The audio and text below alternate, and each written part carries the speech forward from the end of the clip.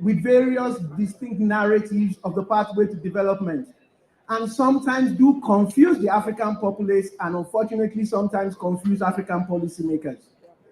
So creative artists like you stand in a unique place to bring simplicity and clarity to the subject of development in Africa. Our society is developed to the extent that it allows every individual to achieve their full potential, not just to live and exist, but to thrive and also flourish. And so as creative artists, you have the opportunity of communicating simplicity. Because as my elders in my village would say, with a grain of imagination, you can actually grow a whole field of hope. And so looking at the challenges that confront us on a daily basis, we must begin to look at opportunities to leverage art, to have the difficult conversations, and to begin to allow all of us in our diversity of art, in our diversity of characters, to be part of society. No leader, no matter how stubborn, no matter how bold, no matter how arrogant, he must bow before the barber as long as he has hair on his head. When you step into a barbering salon, you lose your authority and you submit yourself to the directions of the barber. So when you come before creative artists, you also submit yourself to the direction that they do give. And so for us at the United Nations Population Fund, we've understood the power of creativity. We've worked with young people through short films to be able to reach about 1.2 million Kenyans, especially young people, with information about their sexual and reproductive health and rights, about gender-based violence, promoting gender equality, and also trying to motivate and rally the community against harmful practices. So tonight, as we've heard, it's going to be an array of diverse skills, diverse talents.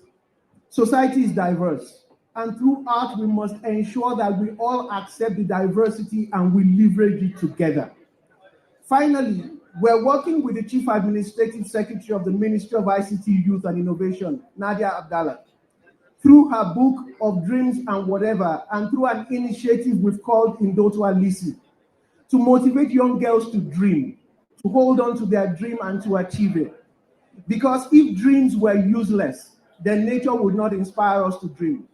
If creativity had no room, people would not have the amazing talent they have, and the world would just be in monochrome.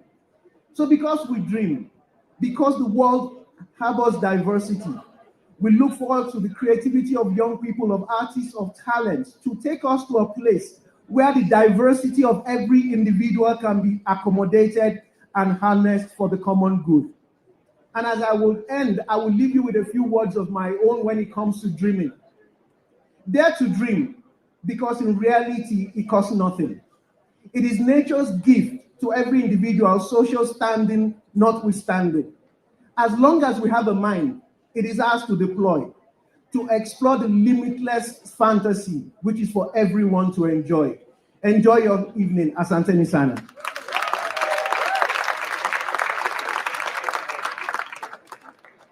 Thank you so much. In the wise words of Dr. Olajide, dare to dream, keep dreaming, because nature would have never given us the ability to dream if it had no purpose, right?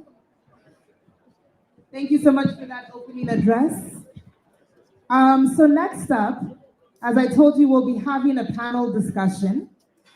And I'm very honored and very excited to have on stage 3 panelists this evening. So I'd like to welcome our panelists to stage as well as our moderator. And tonight's panel discussion is all going to be about the role of youth and art as a catalyst for change. When we're dreaming, when we're speaking, when we're using our art, what is its purpose? And how can we use art as a vehicle for change in our society? There are so many ways of expressing ourselves. There's social media, but how do we use it for the greater good? So that's what our panelists are going to touch on tonight. So I'd like to welcome Sitawa Namwalie. She is a Kenyan playwright.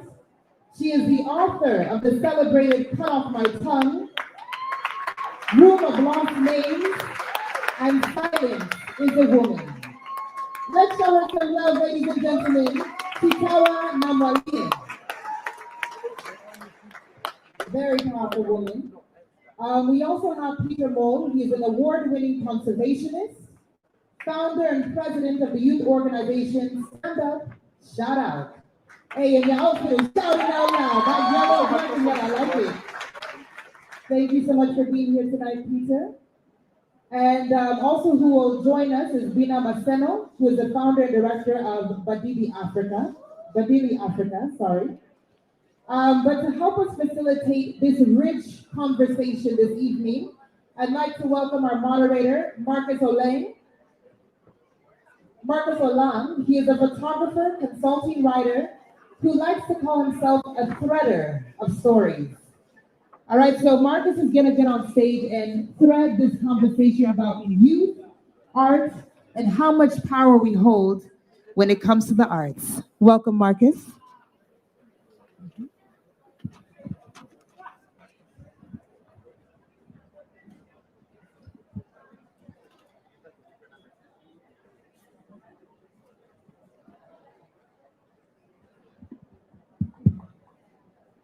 Hello, okay. Good people, hi. How are we doing? On a scale of, let's say, meh to yay, or what has your week been like? You as a human being, as yourself. There's a meh somewhere there, there's a yay, there was a meh, so as though the week went like that. We're hoping that this evening will be trending towards the yay side of things. This is in part, and all this is happening pretty much because of your presence here. We do not take this for granted that you are present here today. So thank you very much for joining us in this conversation. Please, a round of applause to yourself for being here today. Even in the midst of a pararira, that we are grateful for that you made the time today. For our panelists as well, thank you very much for joining us this evening. Hi. We have Bina at my extreme weight. L for left. At my extreme right, we have Peter and we have Sitawa. And thank you to each and every one of you for joining us. Please, a round of applause for them, appreciating them for making the time here. And I'm gonna just jump into, so my therapist has a tendency of asking difficult questions right from the jump. And that's an attitude I've also adopted in life as well. So right from the jump, here's a hard question. And I will start, I'm going to popcorn this, so don't expect it to be a straight line like a choir. Hi, Peter. So I'll start with you. Why do you believe your work matters in the context of Kenya and society as a whole today? Thank you for the question. I think it's very simple. One thing that we don't understand about society today is that the separation and isolation of human beings is the cause of everything that is going wrong. My work, in essence, is to show each individual that there's something special inside them. Whatever you have to offer, serve your gift. As you serve your gift, the doors open. Reminding the human being of how they are part of the whole, reminding a young person how they can contribute to society is a very powerful tool, because we have what I call the lost generation, a generation that is growing up too fast, a generation that is so much pressure, so much mental health issues, a generation that feels that the weight of the world is just falling upon them continuously. But just to remind this generation that you matter, you're worthy, your skill, what is within you needs to be put in the world. You're created to solve an issue that has never been solved. You're created to bring an idea, a perspective that has never been there. Cheza kama wewe, don't jifanya, don't cheza chini, don't act like somebody else, because if you act like somebody else, your opportunity will not be there for you. I always say, if I'm not me, then the seat that is here for me would come to me. But because I was me, I am seated here. So that is what I remind people. And through Stand Up Shout Out, it's about bringing that flame in a generation that feels so tired and worn out, to remind them you are worthy and you are needed.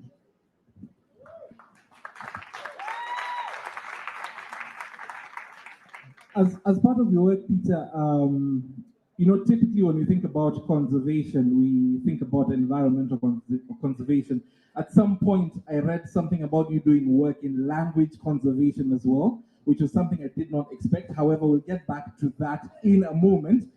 Bina, why do you believe your work matters today? Thank you so much, Marcus, for that, and thank you so much for having me. I believe my work matters because of the demographic that especially we work with. So currently, we work with especially young women under 25. And the research that has been done in this country is that this demographic is the most disenfranchised and disillusioned with when it comes to engaging in political processes. And that is a concern because when you look at the population in this country, we're talking about 70%, almost 70% of the population is young people. And the bulk of that number is actually young women. So young women who are not engaging actively with political processes, yet politics is in everything we do. Look at right now, we're talking about femicide and gender-based violence, and young women bear the brunt of it. Just 3 weeks ago, we lost who? Tirop. Then the following week, we lost another young woman. You know what I mean? So politics is in everything that we do. Your hair is political, your food is political, where you stay is political. So having the bulk of the youth population not engaging worries me a lot because generally, young people have a lot at stake. Even in the next election that we're talking about, we have a lot at stake. We have politicians who are making decisions and all things constant. If you don't die before them, you have a longer time to live with the consequences of their decisions. Because if someone is making a decision and you're going to have to live with that decision for 50 more years, and maybe they have 10 more years, to suffer maybe the consequences of their decision. So we have so much at stake as young people, and especially as young women, teenage pregnancy, access to reproductive and health rights. It's skewed towards women and girls, right? And then we work with Chama women in the urban informal settlement. Chama women are the entry point for politicians in this country. They're never recognized. No one supports their work. I'm pretty sure all of us here, our mothers are in Chamas. We probably got to school because of Chamas. Chamas manage 300 billion in this country. Do we recognize them? Do you recognize that Mama Mboga? She's a kingmaker. We don't talk much about them. We don't highlight their work. So we work with them to give them not just, and it's not even giving them voice, but to ensure that they are seen for their work and their contribution to the economy of this country, to the political process of this country, and even socially as well. So that is why I think our work at Badili Africa really, really matters. Thank you. At a forum, I think 2 days ago, you mentioned something around fear playing a huge part in terms of participation within the political space. That, again, we'll also get back to in a bit. Sitawa, your work today, right now, why do you believe it matters? Thank you very much. First of all, thank you very much for inviting me here. I am a different demographic, and I appreciate being accepted by all of you. Yeah, I'm the Chama demographic. Okay, so why do I believe that my work matters? First of all, I believe that every single person here actually matters. Each one of us matter. And it is that we have been told that we don't matter, that we walk around not understanding how powerful we are. And I wonder how many of you have been told by your friends that, oh my goodness, you're so incredible, you're so capable, you're so amazing. But there's the voices inside of you, which are the voices of your school, teachers, maybe parents, all sorts of people saying, I'm nothing, right? I'm useless. But you do matter. And the greatness that you have, if you give it away, it makes a huge difference. So I believe that I matter, my work matters, because my job is to raise the consciousness of Africans. And in raising the consciousness of Africans, we're raising the consciousness of the world. We were colonized. We were injured. We were hurt. A whole lot of who we are, our worth was taken away from us. We came to believe a whole lot of negative things. We've passed it on. Even if you think you don't believe those things, you do, unfortunately. And so my job is to show the world, to show my fellow Africans, to show the young ones the things that we need to address so that we can unleash our greatness so that each one of us can step forward and contribute and do the things that we need to do to create the kind of country, to create the kind of people that we want in this world. So my job is raising your consciousness.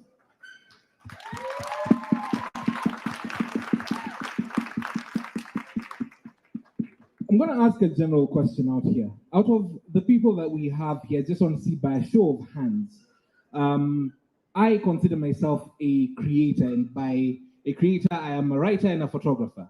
And I believe my work in some way has an impact. And I believe each and every one of us, in whatever capacities, have an impact of our own, as Sitao has mentioned. Now, specific to today, how many people here consider themselves artists? Let me just have a feel of wow.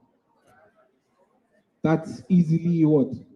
70% of the crowd, which I have to say, I will applaud you because 844 tried to show us otherwise. Right? Yes? 844 tried to show us otherwise, yet here we are. Which brings me to this, and I will sort of betray my error here. One of the most, I believe, transformative times in Kenyan politics is the region between, say, around the year 2000 and 2002. And there are a couple of things that happened. Actually, let's pull it back a bit. Around 1999 to 2002, one of the big things that happened around that time was, if anyone remembers the Moi parodies, let me get a feel of whether I should be having tea now. Does anyone remember those Moi parodies that used to happen on Ridiculous? Did anyone watch a show called Ridiculous? Yes? Yes? Wonderful.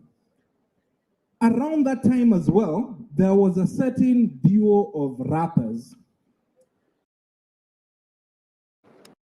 Songs to this day, when they start playing, people rap to them word for word, regardless of what part of Kenya they are from. Gidi Gidi Maji Maji. Yes? I am unbogable. Yes. Now, in that context, with that said, and given the fact that I started this thread off with 844 society in general, sort of looking down upon art and creation as a transformative force in society, do you believe, and I'll start off now this side, Sitao, that the role of art is sort of being diminished and crushed? And is there a reason or a theory behind that in your mind? Okay, so first of all, I think we have always, the powers that be have always been very uncomfortable about art, and for very, very good reason, in that it is self-expression. It is where revolution comes from. It is where ideas, people become free in their minds. You know, so there's always been that fear. But the beauty of it is that you actually can't control an artist. So yes, the powers of the be have made sure that you know that there's very little art in schools, etc. But how many of you have invented yourself? How many of you have woken up and decided, I'm an artist? And very often being resisted by everybody, your parents looking at you and saying you're crazy. You know, we want you to be a doctor, we want you to be an accountant, and you decide to be an artist. That's the beauty. That it doesn't matter. It is that there's a force within us that you will become an artist. Yes. It's funny that, and I know it's a technical glitch, but it's funny that the national anthem sort of started playing at that point. And I say it's funny precisely because we wouldn't have that if it were not for someone's work somewhere, who, legend goes, was instructed to create the anthem overnight almost. Like, oh, boss, deadline is kesho, so we are raising our flag tomorrow. We need a song by midnight tomorrow when the Union Jack comes down, which I will then tie to Bina. In terms of your work and the spaces that you're in transforming what participation amongst young women, how have the voice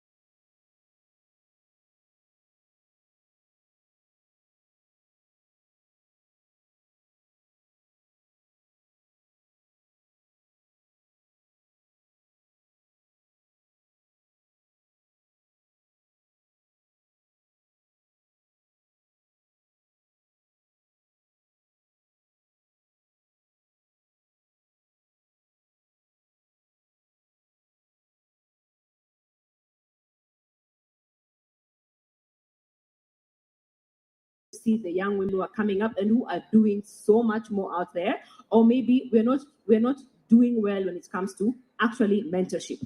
So we're discussing actually university politics as well today. And I know that we are still having conversations about the 2/3 gender rule, right, in this country, right? And I think we're also still having conversation in terms of why even the parliament hasn't been dissolved, given what former Chief Justice Maraga's advisory, given his advisory that we dissolve parliament because it's not constituted, it's not, yes, that's the word, right? But when you look at the university space and the statistics out here as well, when it comes to female representation in student government bodies, we are standing at 10%. At 10%. You see, in the national politics, we're talking about 23% female representation in parliament, but at the university level, we're talking about 10%. Yet, majority of the household names in this country, when it comes to politics, they began the leadership journey from the university space. So, what kind of leaders are we churning out from that particular space? Are we churning out quality leaders from the university space? Because they're the ones who are actually entering the mainstream politics and getting into the national politics. So, who are we churning out? Right? Are we even churning out also young women in that particular space? Are they even running for office in that particular space? And that was the conversation today. Are they even running for office to start with, in that particular space? Because then we can talk about, okay, how are they even performing outside the university space? Because if you're not engaging with politics and governance at the university level, in terms of how is money being spent in the university space? There's a student kitty, right? Is it sensitive to your needs? If you're not even curious about how those resources are being spent, how are you going to be active out here when you even have time in the university space? When you come outside the university, there's unemployment, like you're hustling, then there's family, like there's so many other things outside outside your learning institution, right? So if we're not very keen about that particular space, because that is also where we have majority of the young women, then we are failing in terms of ensuring that we encourage more young people to participate. So I think that is what we are trying to do, to create more platforms where these young women are even more visible. We are supporting young women who are running for office currently, because I know different universities are having their election. And even majority of them don't want to go for the top seat. In fact, someone said today, to go for the top seat, the student council president, you need about $1 million. She's like, for me to be a rep I spent about 300. And I'm like, guys are even struggling to pay school fees. Like half the time you're being sent outside class, where are you getting this money? But you see, it's that whole cycle of politicians infiltrating this particular space. If someone is actually funding you when you're actually running for office at that particular space, you become their puppet.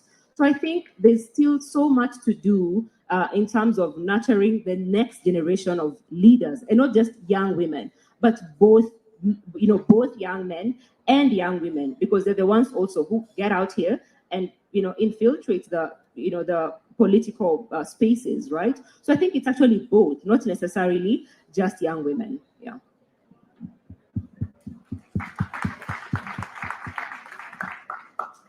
As we're having this conversation, there's certain things that we're going to thread together. There's the idea of representation. And representation here, we are speaking of, in fact, the majority of the demographic that I'm observing here is young, constitutionally amongst the youth, as we are going to hear a lot of in the next year and a half. We're talking about representation across the gender spectrum as well. And even across areas in society that matter. Things that we often seem like we have to give deliberate thought to, precisely because other areas in life are more important. I'm getting back, I'm circling that to something I'm about to ask you, Peter, but I want to get a feel of us here today. As a person, again, this is a very quick unscientific poll. Do you feel, as a human being, that your voice, as Kenya is constituted today, that your voice as an individual matters? Let me get a feel of that. How many? Okay. Do you feel that your voice is not listened to? Let me get a feel of that as well. That's a heavy majority of people. Peter, at a certain forum, you said this, and I'm going to quote. When an idea is introduced as a solid, already formed strategy, people become less engaged. Time that specifically to us as young people within the context of our areas of impact, both politics and environmental. How have you observed that in our space? First of all, I think when I saw the hands of people who don't think they've been listened to, one thing that you have to understand about art is expression. So I am art. Am I art? Am I art? Now, because I believe I am art, then I am art. I am a canvas, right? I'm a canvas and I painted myself. But now I want to ask all of you, if you can just hold this. I want us to stand up. Stand up, please. Just stand up 1 second. Stand up. And as we stand, the front row over here, you're going to clap like this. Clap. Clap. Continue. The back row, you're gonna stamp. 1, 2. At the back. 1, 2. 1, 2. Louder. Faster. Louder. Aya, sit down.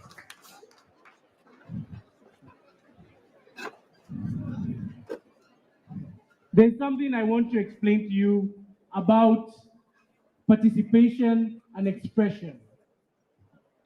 Art is about expression. Your mind can be a canvas. What you paint on it, what you allow to be on it, creates your reality. Most of us don't realize that every day we decide what we wear, what we listen to, what we say is an expression of art.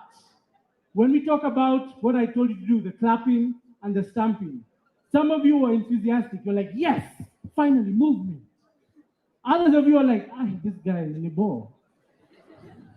And that's life.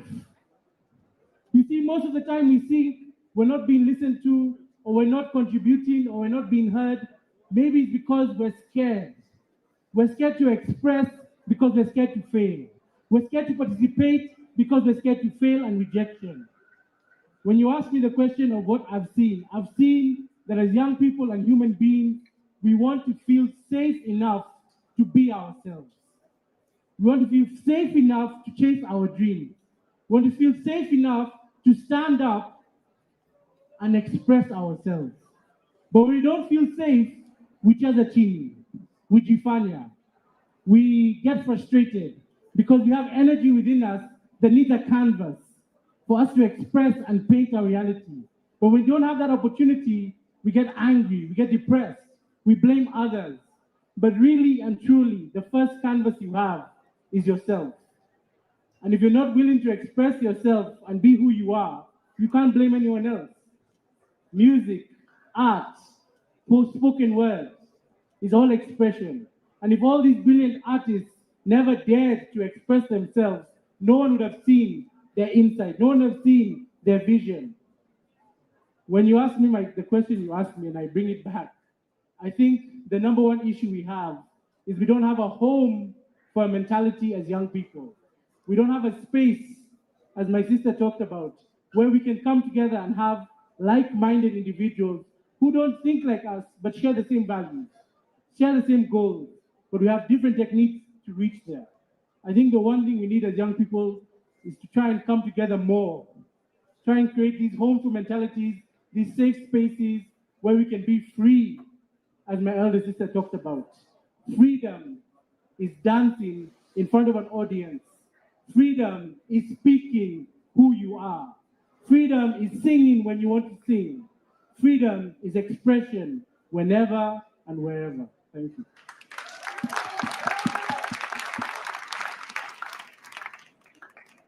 You bring up something very interesting, something that I want to latch on to, the idea of safety. And I want to bring that to you, Sitawa. There is a piece that you created called A Woman's Body Parts. And it's a very visceral piece.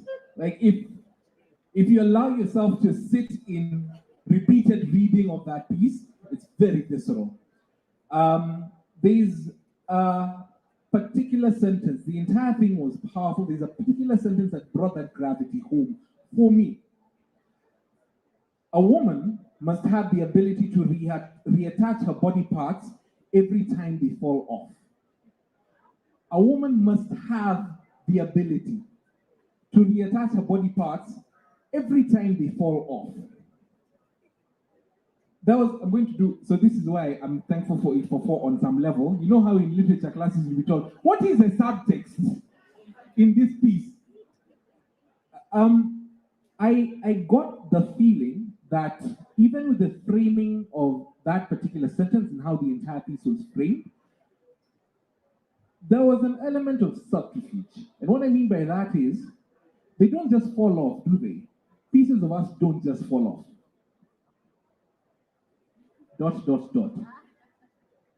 I'm now supposed to proceed. Oh my goodness. First of all, thank you so much for noticing, and I hear you know this poem as well. Yes, it's called A Woman's Body Parts. And I wrote it a few years ago, and I have no idea where it came from. And then I had to perform this poem.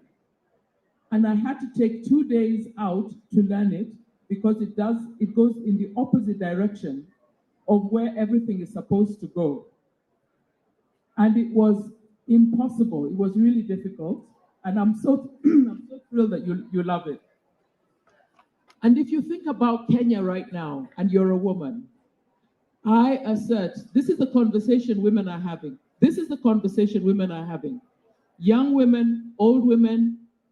I have an 18-year-old daughter, and I am terrified for her. I am terrified. The conversation we are having is how much we are hated. My 18-year-old daughter wants to fly. She's beautiful. She wants life.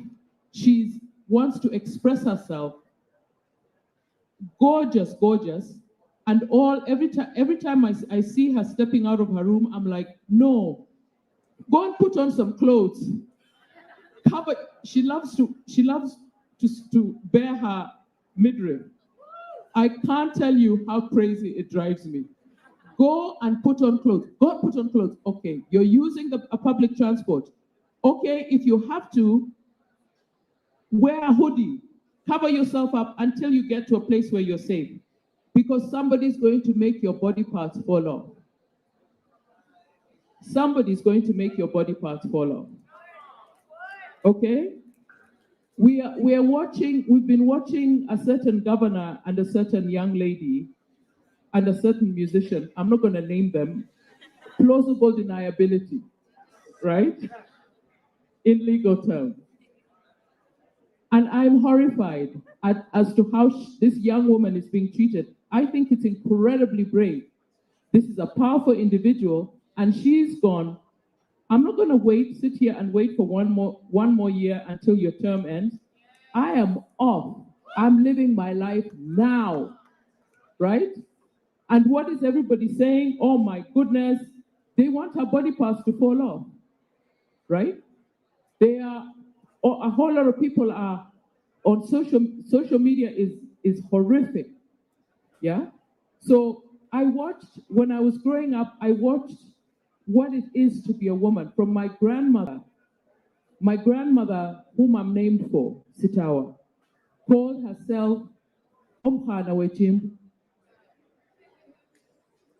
Can a lawyer repeat for me, translate that, what that is?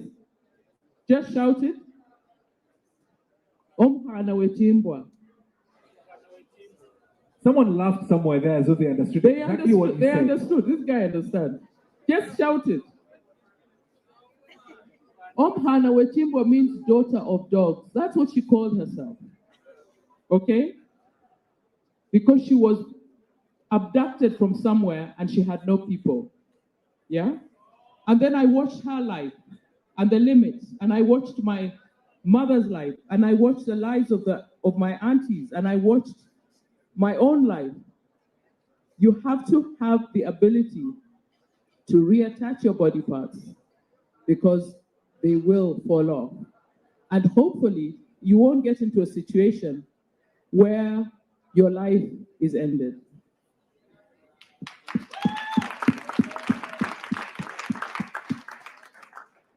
The idea that so much happens every single day, every single moment, that creates that environment and it doesn't need you to be a woman to understand it, even if you're a man. If you have a bit of empathy, you will get it. That's a terrifying space to be in. It really is. And it sort of takes a lot in every single one of us to speak up. Again, I'll take it back to my very firm and genuine belief is that between two things, between 844 and church, because me, I grew up in 844 and church, those two parts of society really taught us how to shut up. and endure. Tunavumilia tu, which is not what life is supposed to be about, I think. And I have been spending a lot of time on learning that. And that's one of the ways in which I am effecting change in my own life, even through my work, through what I am doing. And I want to just close this out by one quick round with words that you had given, Bina, once upon a time. And it's a very simple, powerful statement. Be the change that you want to see. You offer these words on stage somewhere at some point. In terms of us in this space, as we are having this conversation, as this evening is about to go forward, what does being the change mean to you? I think being the change for me is doing what you can with what you have, where you are, right? And not even waiting for the spotlight, because it might never come, and not even waiting to be given or even offered a stage like this, or even just being on stage, or waiting for the opportune time when you can do something grand, right? It's starting where you are. And you know, I can, and just to share briefly, when I was in campus, I remember where I used to stay, right? And of course, that flat, you know, it was bedsitters, and it had majority of the people there were students, you know. And I'm just going to show that it's not all, like, you will never be applauded for most of these things, but just do what you can. And I remember our landlord increased rent, and he kept on doing that. And you know how it is in Nairobi. You know, we don't even have like farm laws to even regulate that. Someone just wakes up and decides, imagine in my house, starting next month, you'll be paying this, right? If you don't agree with this, then leave, you know. And then I'm just thinking, and every other time, people just used to be like, you know what? Hey, I can't. The next 2 months when it increases the rent, guys just exit, right? So this other time, when I just went home and I found a slip, and it's like, from next month we're increasing rent by 3,000. What? And you know, you're a student as well. You're hustling and you're a student. He's increasing rent by 3,000. 3,000 is not little money. That's what I'm saying. Yeah. You know, it's not little money, because you can imagine in the urban informal settlements like in Kayole, where I grew up, you know, we rent your family mzima, not just even one person. And then this person is increasing it by 3,000. So together with the comfortable with this, it's like, I'm not, but I'm planning to leave. I'm like, I mean, how many times can we even have this conversation? You're always leaving. What can we do? I think we just need to ask the other people whether they're comfortable with this. They're like, hey, but that's going to be a hassle because it's like 4 floors. I'm just like, imagine it's a hassle, but someone has got to do it. We went door to door and asked people, like, are you comfortable with this? Oh, we are not. He's increasing rent. We don't even have water every other day. We have water twice a week. And then, in fact, even the tank had a problem. So now it had reduced to like once a week. It's not like he's even painting the houses afresh, you know, like there's no justification, right? And I remember I went door to door, collected people's names and signatures. We're like, are you comfortable? No, if you're not, sign up here, sign up here. Then we called him. He's like, I said, if you're not comfortable, you can leave. He said, actually, it's all of us. When he had it's all of us, he's like, how? Then he said, okay, I'll meet you guys on Sunday at 7, because he's trying to look for the most uncomfortable time, right? So Sunday at 7, because I have to go to church at 9. We said, it's okay, we'll meet you at Sunday at 7. So it meant on Sunday, you have to wake up at 6:30 and wake up everybody. And I remember we were telling people, if you're not waking up to come to this meeting, we're checking your name from the list. You know. But let me tell you, all of us were at the rooftop at 7 o'clock, and he could not justify why he was increasing rent. He could not justify completely, and he said the rent will remain as is. Now imagine for 12 months, 12 times 3, how much is that? 12 times 3,000, that is 46,000. So just because you're able to do that small thing, you've saved guys a whooping 46,000. You see, so it is what you have a voice. Imagine there's like this thing of, oh, we're giving people voice. Imagine you already have a voice. You know, you have a voice. Use it. I always say the most important office is not even the office of the president, the governor, the MCA, the MP, or the women rep. It's actually the office of the citizen. That is the most important office in this country. Occupy your office. Like, just start small. Same thing, I ran for office. I didn't win, right?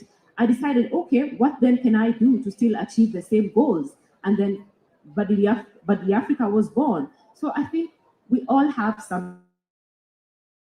Maybe at times we feel like this is a reserve of someone else. Activism is a reserve of someone else. It's not up to the NGOs to push for change in this country. And you've even seen even funding is shrinking, right?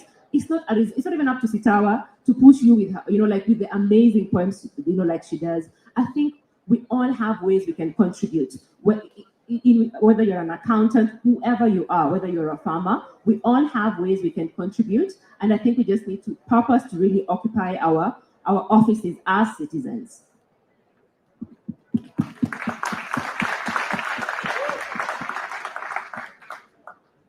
Peter, what does change look like to you?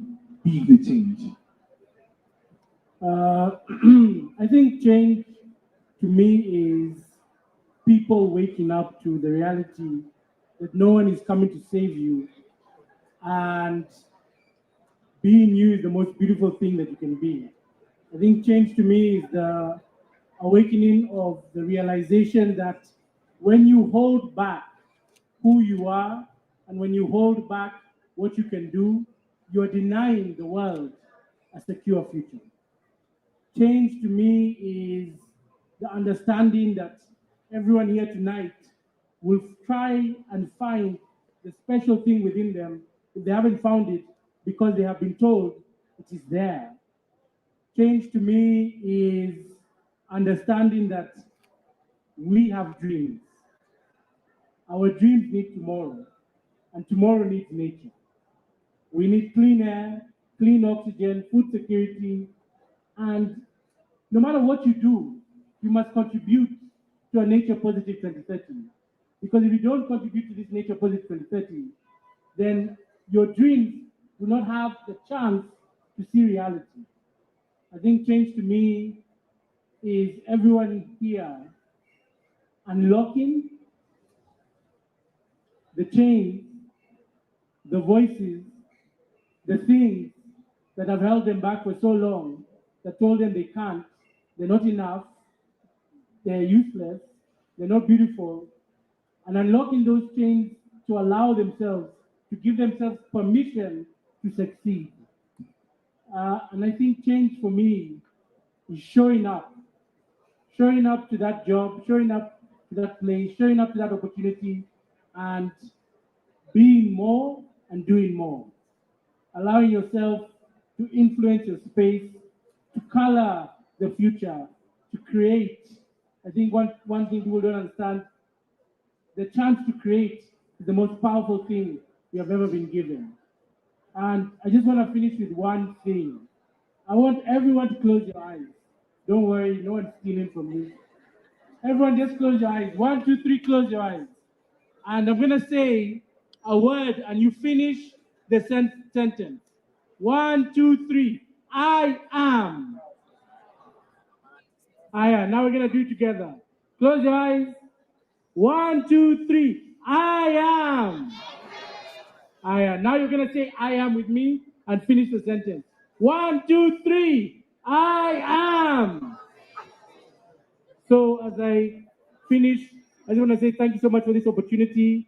One thing that we have to realize as a generation is that our future is not promised, and we need to get creative, innovative, relentless, unapologetic, authentic, and brave enough to do what we need to do together. Ubuntu is what I believe in. You don't have to push anyone down to be above them. You don't have to pull anyone behind to be in front of them. You don't have to destroy anyone to be created. You have to realize that I am because we are. I must be for us to be. We must realize that this is not just about hullabaloo and skipping and daisies and rainbows. The essence of Ubuntu or the essence of togetherness is just realizing alone we're not that powerful, but together we are stronger. You are worthy, you are beautiful, you're powerful beyond measure, and you are needed. Thank you.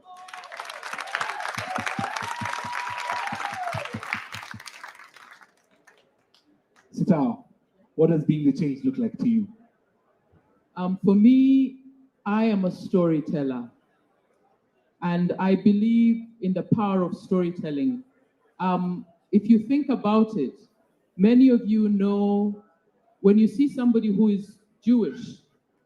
Many of you will know 2,000 years of history of this person, right? When a person, when we are seen, when I am seen, an African woman, very few people know about me because we haven't told our stories. And so for me, change is that we will tell our stories, all our stories, in their glory, in the goriness, in the pain, in the beauty, in everything, in how I feel and how I think about whatever, whoever you are. So for me, change, and for me, that is a sign of incredible confidence.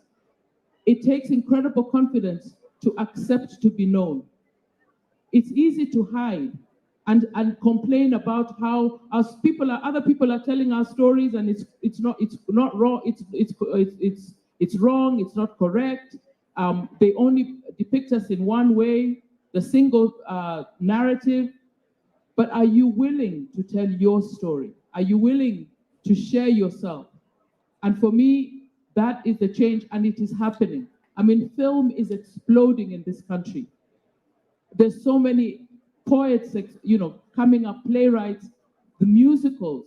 And so I know I can see the change. In 5 years, we're going to be a country that is known for corruption, matatus, and musicals, because that is happening in a big way in this country.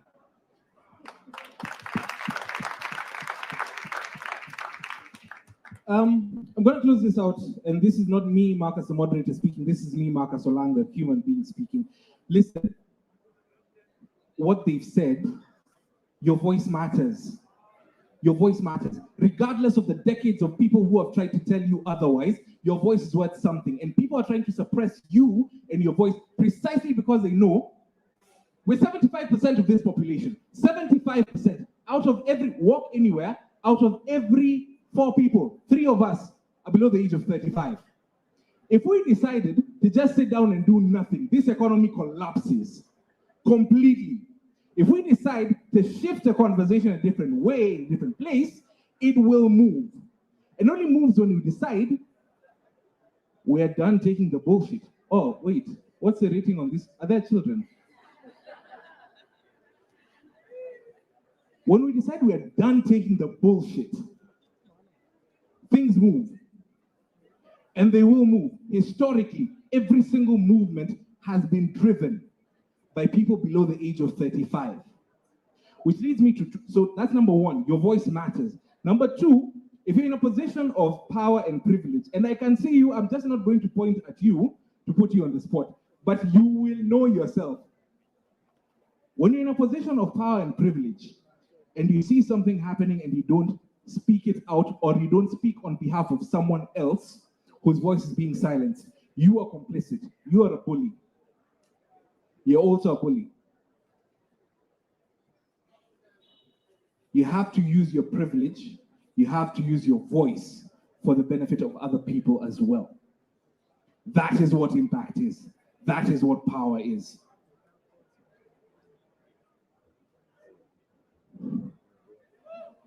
So, thank you to our panelists. This was a way of us opening up the conversation and the activities around the evening. So if you could give a round of applause to Bina Maseno, to Peter Moore. By the way, Sita as well, also a round of applause for her. If you want to find details of everything that they are doing, everything that they are involved in, the hashtag to today's event is, wait, I have to get it properly, Speak Now KE. You will find links to their work if you're interested in learning more, participating. If you'd like your voice heard as well, and tagging onto what you are doing as an individual to be the change, to have an impact in every single way, every single moment, use that hashtag as well. It will be amplified.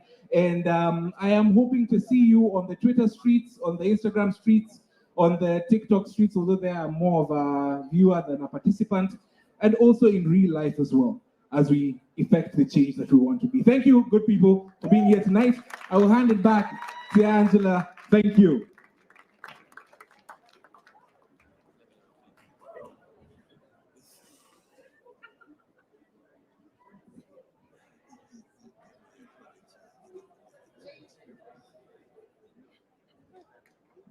Ladies and gentlemen, one more big round of applause for our amazing panelists.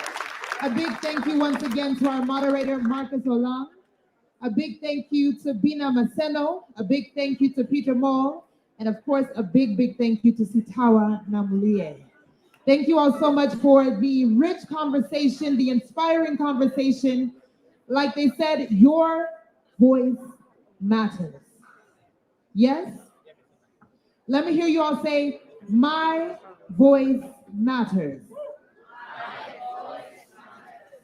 Okay, now say it like you believe it. My voice matters. That's right. And we hope that you continue to use your voice to inspire change. We hope that you continue to use your voice to speak about the things that you believe in, the things that you want to stand for and fight for. Continue using that voice. All right, so this evening, it's all about speaking now. And this evening, we have 7 amazing spoken word artists. Yes, I see they have fans in the audience. So to all the family, friends, visitors, and strangers, those that just stumbled upon this event, we're really excited to have you here with us this Friday night, because we have young people that represent what Speak Now stands for. And that is using the arts and using our voices as vehicles of change. And you're gonna see, 7 different young people that are gonna come on stage and basically share their journey, their story. Like Sitawa said, let's make our own stories. Let's create our own narrative. And of course, they're gonna be backed up by some amazing musicians, just to give it the whole vibe. You see, we got the smoke in the sky. So everyone, I'm gonna quit speaking and we're going to turn our attention to the screens. We have a small screening called Speak Now that is just going to highlight the journey of these different artists, where they come from, what inspires them, and basically what Speak Now is all about. So yes, everyone kindly turn your attention to the screens.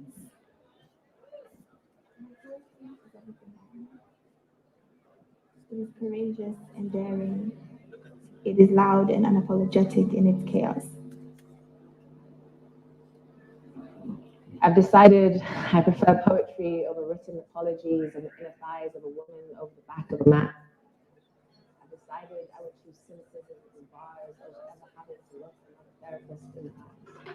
And if love is what wore me down to near nothingness, I will redefine what it ever was.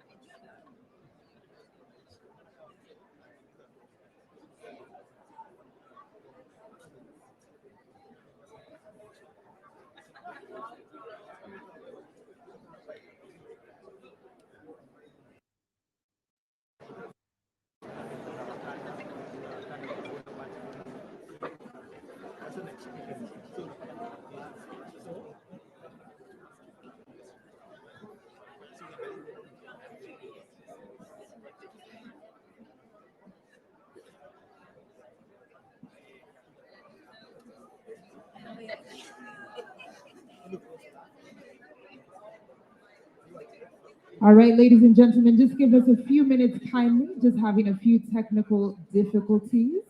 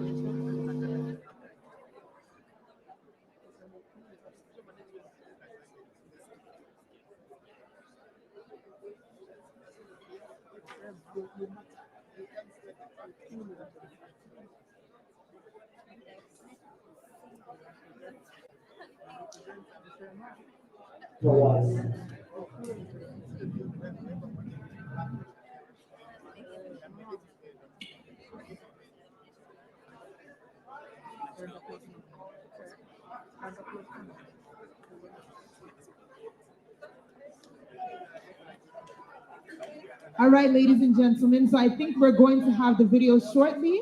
We're going to let the technical team sort that out. They're just fixing the audio.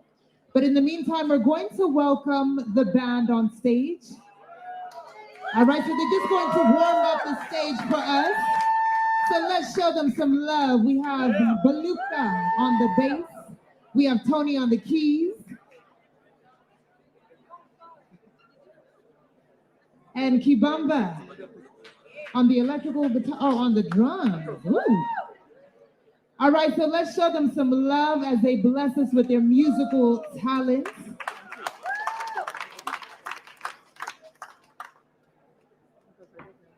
And we got Nell on the violin.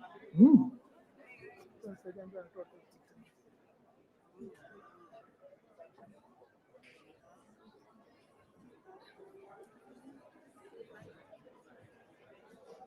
So this is the band that's going to back up each of our spoken word artists once they hit the stage. So as we wait for the video to load and get set, ladies and gentlemen, sit back, relax, and enjoy the beautiful music of the band.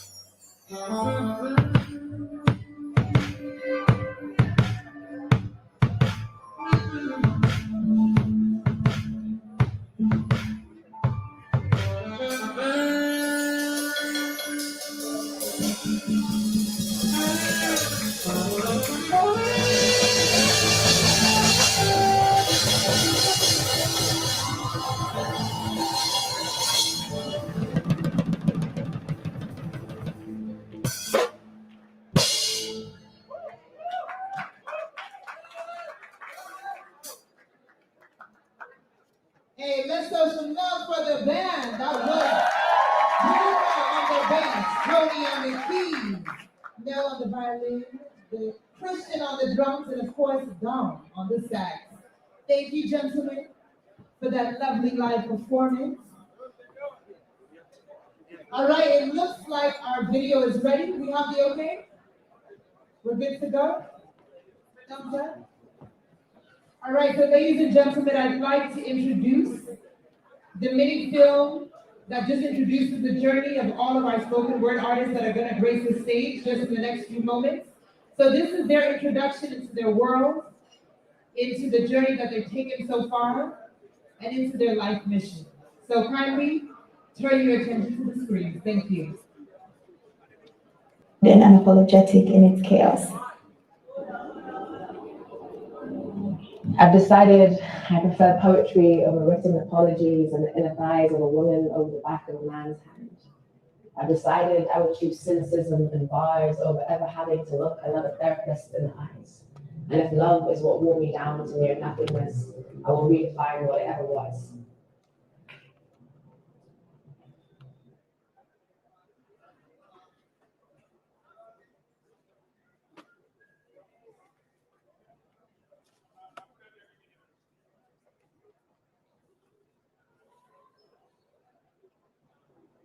Just affecting that courage.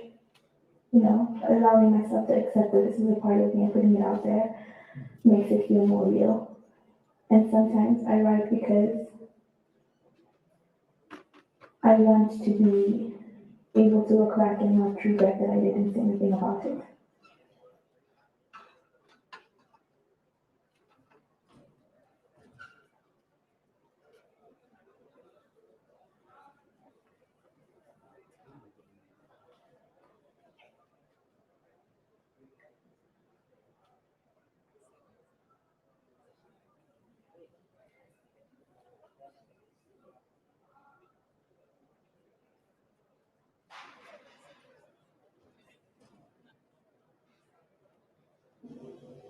There is a way with words, regardless of the language, the tone, that when people hear, it just sticks and it stays forever.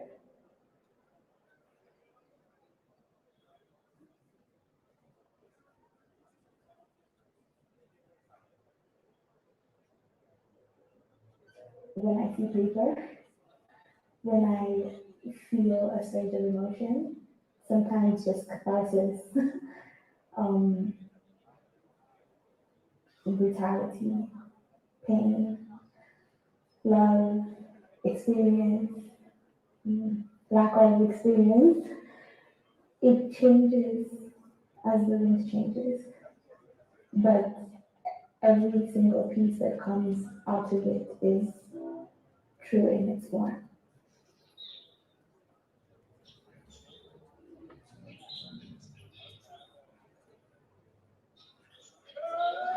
Msanii ni kioo cha jamii, artist like Amira. So me I write as a form of expression. Watu wakiangalia art yangu, it's easy for them to, kama kioo venye unaangalia, kama miendo yako haiko vizuri, ina correct. So that's why I write.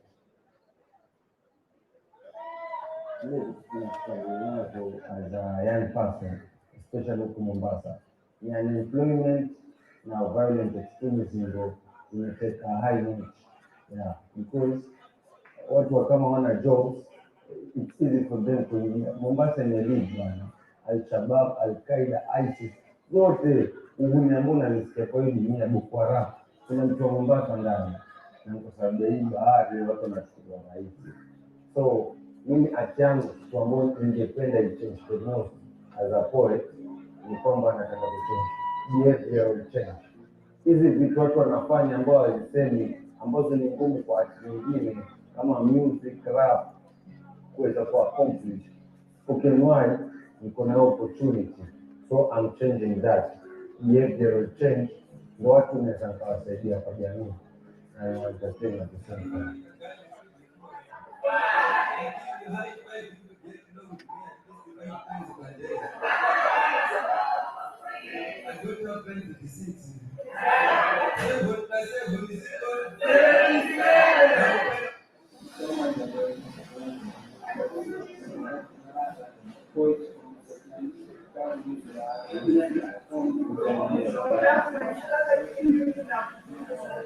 Dejaba na kuga digehota no takugeria kukoria riua nie kaba ngwegerera weyathi gukira gukua ihuria maithori ma njamba cia weyathi.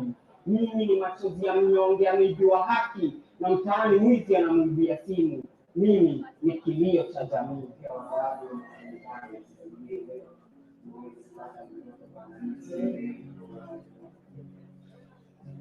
Hawezi kuwaleta kuishi waandishi ya kuishi tu ndani na mikoba ingine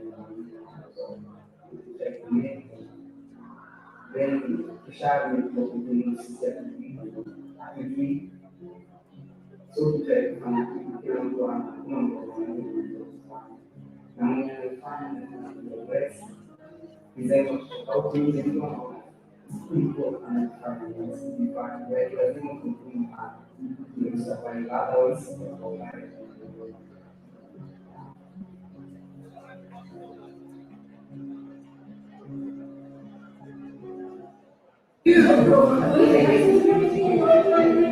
by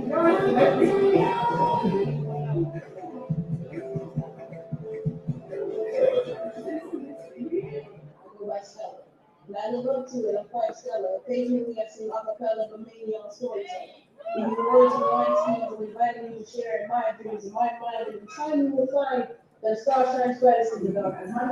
What is not very necessary? It's not blind enough. You have to be glad in people. So how do you teach someone about ADHD kind of way? Yeah, it's true. Yeah, it will appear as this. He doesn't listen to what he is never to see and do that. And that way the way. Yes, and that is really in ridiculous to the class. So cassava is a burden. But if you actually pay attention to the you see, okay, I play this practice over here, then you can switch. So all of them have to remember. Vulnerability takes you a lot in different spaces, especially to stay vulnerable. It's not about how perfect you are, how others see you. But it's also very important for you to do that. Because then you know what works and what doesn't. So anyone can show me how much.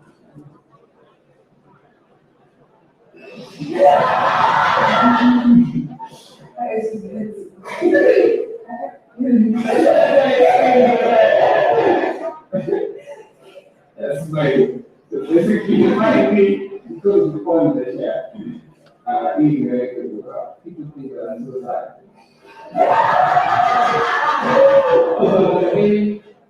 Hey, you go, then right.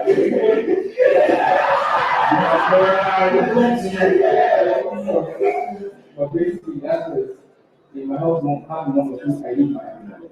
Then I make for the family. Like if I get out every day, Yeah. like I do have to be off. So that's 3 months a week. So it's showing I want to have the all day. So there's that, and then there's that, yeah. And then I just like people expect that people see that bad name on the media and then but I should do it.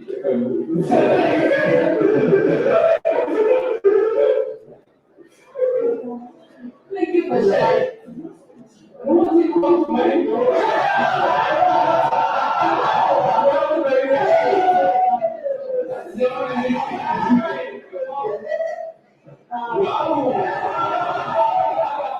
So basically, actually like a pretty much shaded on me. I feel like there's already a perception really when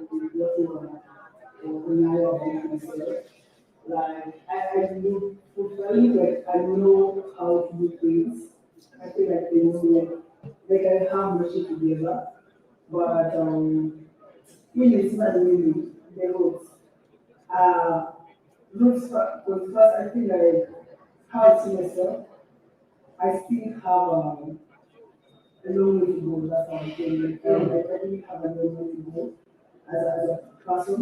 I feel like I'm just becoming vulnerable as a person because I was just sharing.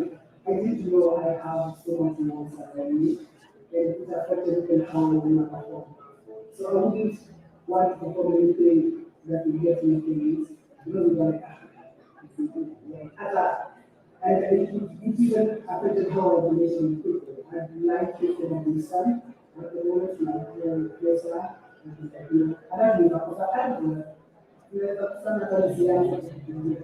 So this is, and also, since the coaching, like, there's a lot that even myself I didn't know and know about myself. Like, as much as I knew that the things that they call me and I felt to that person, but I'm hidden and I feel like I'm growing, it's like I'm growing.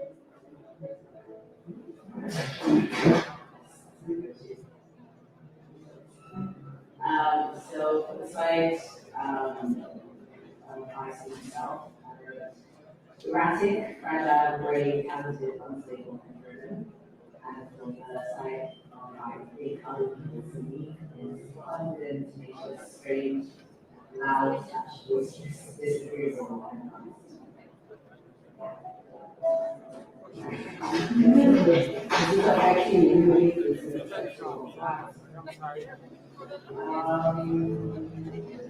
Which I ask myself about.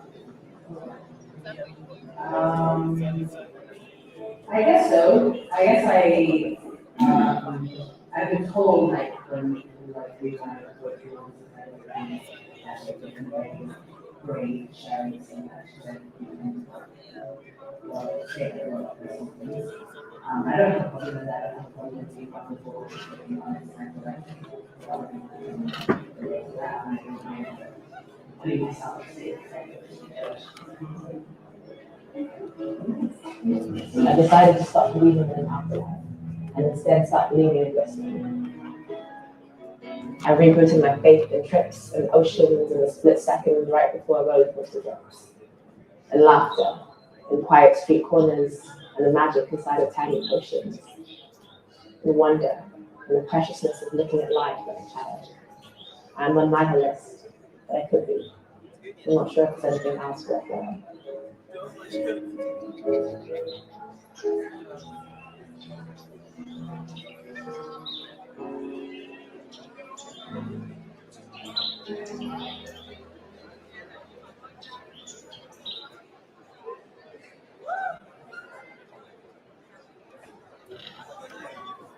All right, ladies and gentlemen, so that was just a sneak peek, a little teaser into what is to come.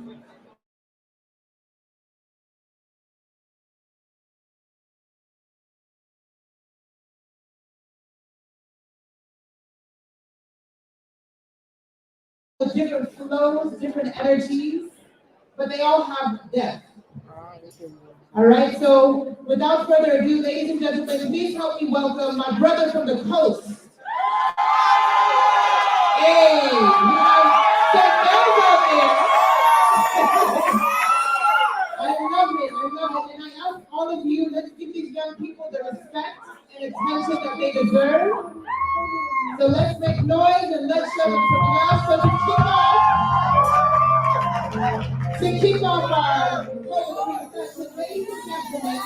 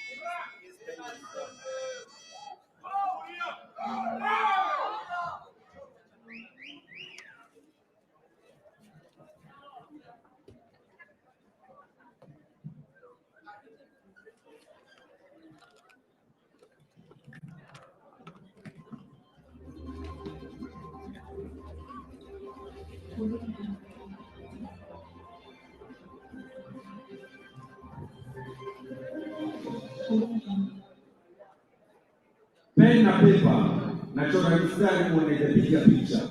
Na mwagawilo kwa karatasi, kandarasi, I'm still looking for that paper. I am the bigger man in this picture. Usishangae, misani yangu iko na uzani. I'm pulling my weight just to uplift you. That's why niko so obsessed na bars. Bars tanipa doni ende bar, nraise the bar, plus ntoe bala njaa. So stay tuned, Masufuria akiwapa food for thought. Usishtuke na kitambi, I'm still hungry for more. Yes, naongelea ng'ombe. Budangu alidhani aliuza ng'ombe akasomesha ng'ombe. He was partly right. Ng'ombe niliutoa kwa vitabu vya Longhorn. Fact is, aliuza ng'ombe akasomesha mbuzi. Yes, I'm the goat.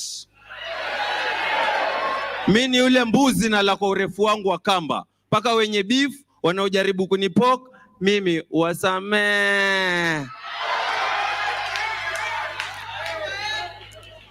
Wapenzi watazamaji, wait. Nyinyi si wapenzi, nyinyi ni haters. Nyinyi ni wachemshaji. I want to present a solid case, lakini nyie maji. Ardhi haina tena ardhi. Water catchment areas zimekatch. The sea is blinded by plastic. It can no longer see. Rivers haziflow tena sababu ya plastic. Na hiyo story hamwezi kukai reverse. Lakes due to plastics are now wrecks. So nawaletea habari chemichemi za chini ya maji na habari za juu that landed on land. Habari zitakazokuja ni za kuelimisha, kusikitisha, kutahadharisha na kufundisha. Ni mimi mtangazaji mnaipenda zaidi kutoka kitovu cha mji wa anasa. Mwendo wangu polepole Kabako Bekasa. Kiswahili kimepigwa ufasaha na msasa. Masufuria bin mabakuli mjukuu wa Simambichi. Kazi ni kupakua na kumwaga. Kukurukakara za gugugaga. Mambo gangu gaga. Naam. Nawakaribisha na msemo wa siku ya leo. Samaki mkunje ingali mbichi. La hasha. Leo mimi ndio nitawakunja. Konradi. Muktasari wa habari. Tuwaletea habari za siasa, za wanasiasa wenye mikasa. Mikakasi inayokata kakasi na kufanya samaki na wanyama duniani kwa kakasi. Hizo habari tuwaletea kwa kasi. Vile vile nawaletea habari za biashara. Hazina faida, ni hasara. Kama we ni pro, you do not fit. Usilete masiara. Vile vile tuwaletea habari za michezo. Manake nyinyi binadamu, you are the biggest players wana participate kwa plastic pollution. Lakini habari hizo ziko very serious na hazina michezo. Vile vile wapenzi watazamaji, mkitizama uso wangu, kuna kitu kimesheheni. Niko na tabasamu. Lakini nawaletea hali ya anga. Weather itabiriki tena sababu ya binadamu. Kilichobaki ni kusema whether or not. Na vile vile studio tuna swali rahisi tunawauliza wapenzi watazamaji. Utafanya nini upunguze uharibifu wa plastiki hapa duniani? Je, wewe utafanya nini upunguze uharibifu wa plastiki hapa duniani? Tuma ujumbe mfupi ama utume ujumbe mrefu, because nature is fighting us back and God is watching himself. Habari za siasa. Siasa ni sherehe, na kama binadamu wanavyosema, sherehe haitaki. Naam, binadamu anajiburudisha na plastiki kwa matumizi mbalimbali. Baada hapo wanazitupa na baharini zinajirudisha. 190 million metric tons of plastic is being thrown away every day. And more than 386 species die from being entangled in that tactic. No policies. Hakuna hata polisi. Hakuna sheria dhabiti ya kuzuia. According to section 2A of the Constitution, subsection 36, from paragraph 4 to paragraph 5, it clearly stipulates that samaki akioza usimtupe, mtie limau na mkaushe, akileta matata mtie mdomoni. Sawa, samaki wangapi wataoza? Ndio limau mingapi takauka? The fish foreign policy iko rahisi. Kitu chochote ambacho kinafaa kiingie majini kiwe na uwezo wa kuoza. Plastiki haiozi. Tunaomba serikali ingilie katikati, mbele na nyuma. Habari za biashara. Viwanda vya plastiki vinapata faida huku maisha ya binadamu yakiingia hasara. Wakitengeneza plastiki, guu mosi, guu pili inaenda mpaka mkono wa bahari huku ikitupa mkono wa buriani. In every 24 hours, 8 million pieces of plastic makes its way to the sea. And on its way, a plastic becomes a plastok. No fish business, samaki wanauliwa. No more businesses. 700 marine species are in danger because of your consumer behavior. No healthy businesses. Soil, air, water pollution. Ardhi haina hadhi. Ripoti zinasema kwamba kuna vijana hapa wanasubiri vileo ili wachekeshe kina wa kesho. Kuna mama anataka mtungi wa maji na akishindwa kununua anajua hata jerry can. Kuna mtu anataka mafuta ya taa na bila hiyo chupa it will be a kerosene. Kuna dem currently anataka chupa ya black currant so that she can have a fantastic day. Dispenser kwa dispensary, chang'aa kwa mang'aa. Lakini wakiitumia baharini inakuja na inaumiza. Habari za michezo. Mnaharibu mangrove juu mna nguvu. Hamfikiri nguva. 2050 inasema kwamba kutakuwa na samaki za plastiki zaidi kushinda samaki. Jamani, hamfikiri vitu vinazama haki. Acheni mchezo. Hizo ndio habari za michezo. Ladies and gentlemen, let's go on a short commercial break that will break your heart.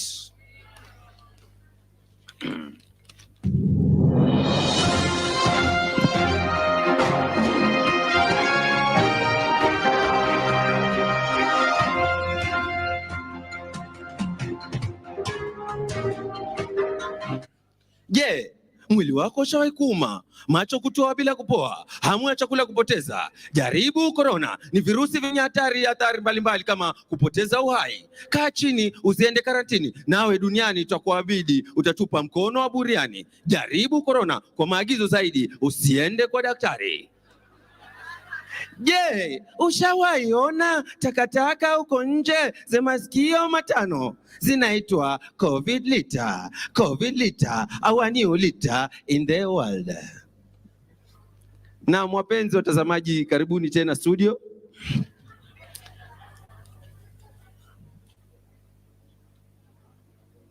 Kumeharibika. Na maji yakimwagika, lakini plastiki zikimwagika, hamjui, zinaweza zoleka. Zizoe kabla zifike duniani na baharini. Manake huku kumeharibika. Refuse, kataa kutumia. Beba chupa yako mwenyewe. Ikiwezekana hata usitumie plastiki zaidi. Nenda nyumbani, pika, recycle, reuse, redesign your lifestyle because your lives depend on it. I want to give you a plus. If a plastic is a plus that sticks, a plus that kicks and spits the very nature we exist. Plastic kills, no longer fish in the sea. Plastic drills, stays with oil spills. So if you see a plastic, do something about it, because it's not only the threat on the gills, but on the life we breathe. Na wapenzi watazamaji, na wakaribisha na nakupa bye bye na mtangazaji mnayempenda zaidi duniani.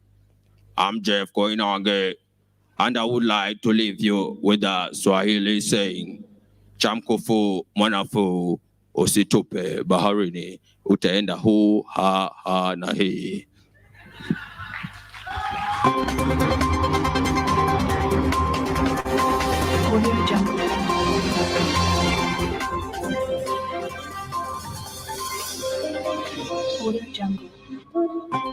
All right, a whole outfit change.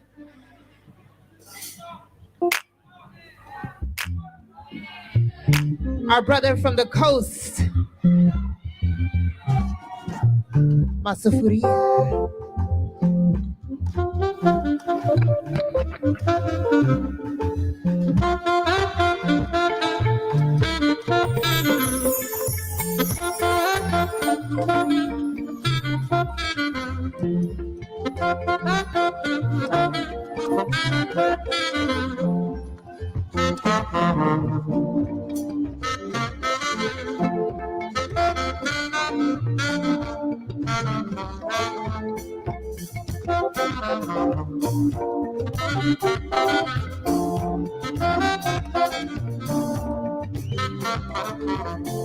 Amjambo.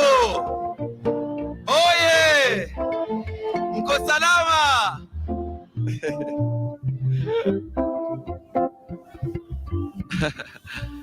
Naam. Watu wamesema sana kama mheshimiwa nimegeuka kinyonga. So mwataka nijinyonge? Mambo yangu yaingie kinyongo. Hamfikiri nyanyangu. I want you to hear from the horse's mouth. Hii kienda sana hii election ni 2 horse race. So utalalamika, oh, punda amechoka kubeba mzigo.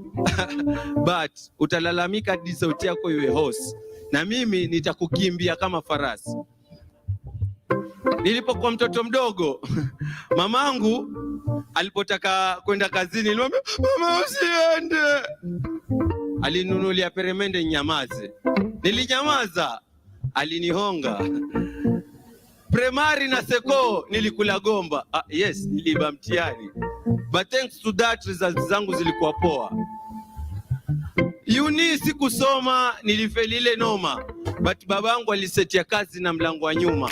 Sasa mshahara wangu ni mkubwa hata kuliko wale walioingia na mlango wa mbele. Sasa niko na kichuna. Mrembo wangu mchumba. Alikuwa demu wa best yangu. Alikuwa hana nyuma na mbele kama feri. Alitaka TV ama decoder ya DSTV, ndio maana akakwama kwangu. So how can I hate corruption? Every good thing I have in this life is because of corruption. How can you hate corruption? Don't pretend to be holier than thou. Kwa 3 passengers walikuwa 15, wewe walikuwa 14, wewe ukawa 15. That is corruption. Madaktari acheni kujichocha hapa na mnaiba dawa hospitali. You're not treating us better, you are sick. Walimu mko radhi mgome kwa kuwa muongezi shilingi, lakini hamgomi kwa sababu wanafunzi ni madanda washiki. Wanasiasa wanaiba kura, pesa serikalini wanakula. Mitumba ni misaada ya Kenya, but nenda Kongowea, nenda Gikomba, utauziwa hata suruali ya ndani. Hii ni nchi ya mafisi na machui, magaidi na mamluki. Tunakula nyama na mizoga at the same time. But guess what? Guess. Amniudhi. You know why? You know why? I love corruption! Wow! Mlinichagua wenyewe. Shuleni nilipata A for apple. Wengine wenu hapa mlipata A for elephant. So kati ya mimi na nyinyi mmoja wetu ni mjinga. Si mimi. Najua naongea shit na bado sijaongea matresi na blanketi. Sijaweka my pillowcase, sija address wa bedsitter, sija address wa vitanda na wapakanda ya ubongo kushinda ya kanda bongo man. Mlinichagua wenyewe, sikuwatuma. Wewe na akili yako ndogo ulijificha kwa debe na ukanipigia kura. Wewe ndio ulinipa mimi license ya kula. Wazee hapa walinipigia kura. Naongea vibaya jamani? Naongea vibaya? Naongea vibaya, mimi ni yule mbaya. Shetani ananiita brother, magangster wakikusanyika wananiita mimi master. Mlinichagua wenyewe. So acheni kelele. Haukunichagua kwa sababu ya manifesto, ukabila wako ndio ulijimanifest. Ndio kura kwangu ukainvest. Siko bunge kutengeneza bills. Hapana, niko hapo kupay my bills. Acts za parliament si acts za apostles. Ni acts. They act like they care. By the way, mimi si mwanasiasa. Mimi ni mfanyabiashara na namshukuru Maulana. Kura ni biashara ambayo hajainipa hasara. Na hamkunichagua, niliwanunua. Vijana mmesahau. Si niliwanunulia bangi ya kutoka Ulaya. Niliimport direct from Jamaica. Masista, si niliwapa mimba za bure. Na mngenifuata singeshindwa mimi kuwachagulia majina ya watoto wenu bure. Kina baba wa baba, mlikula pesa yangu. Tatizo pesa ziliwi, ndio maana nyinyi mnaaminia mimi na kitambi. Akina mama mliposema nataka leso, shati na kanga, msema mheshimiwa tosha. Kama mimi ni tosha, nyinyi mwataka nini? Najua nyinyi si wasanii wa Bongo Flavor, but this time bana pua, bana mdomo, funga ulimi, mlinichagua wenyewe. So acheni kelele. Wasanii wananitungia tungo kila siku hapa kwamba mimi ni kiongozi mbaya. Wanahabari nao wananifuatia list ya mambo ambayo sijafanya. Nimekuwa topic ya ubiri ya ustadhi na pasta. Nyoteni mnachukia ufisadi, but I guess nafuata kwa uongozi mbaya. But kwa nini sitoki? Baada ya miaka 5 nitawapa 50 tena. Kura 100% nitadandia, uongozi mtanipatia, mtanichagua tena. So acheni kelele. Baadaye vijipesa napata kaa mshahara serikalini havinitoshi. 1,000,000 kwa mwezi. Hiyo hatoshi bajeti yangu ya biriani kila wiki. Kamilioni kamoja akatoshi kipaji changu cha kuchapa maji. Kampeni nilitumia 1,100,000. Mshahara wangu wote miaka 5 ni 1,60,000 na sifilisiki. Wajua kwa nini? Niseme siseme? Niseme siseme? Sema. Nauza unga na si wa ngano na si wa ugali, jaza mwenyewe. Nina biashara ya taxi na silipi tax. Hata kama utaki, ulinichagua wenyewe. So acheni kelele. Before elections nilienda kwa mchawi kwa roga, mnipende na mnitamani. Tatizo mnanichukia. Basi na wasiwasi na wapa choice. Sell me your votes, nitalipa. Hautaki, nitaiba. Hata kama nilikosa, nilishaiba, nishashiba. Mimi ni rich for life. Hata nikifa, hamtaniita maiti, mtaniita maiti tajiri. Watoto wangu hata ikula sima na omena ni nyama ya steki kila wiki. Na zote nawapa ni good news. Niwape bad news? Niwape? Nyote mnataka kuwa kama mimi. Problem is tuko wengi kama mimi. Mtafanya nini? I am the consequences of your actions. Mlichagua wenyewe na mtanichagua wenyewe. So acheni kelele. By the way, nyinyi ni wafisadi, nyinyi ni wakabila, nyinyi mna tamaa kama mimi. Kama muamini, after maneno yote nimeongea bado mtanipigia makofi.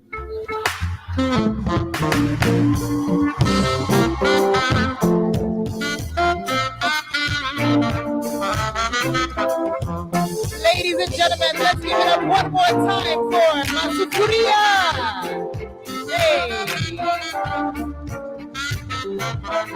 All righty, next coming up on stage, we have our sister representing Tanzania. Ladies and gentlemen, let's show some love for Violet K. Violet K representing Tanzania. Our first female poet of the evening to grace the stage. Violet, we're so excited to have you.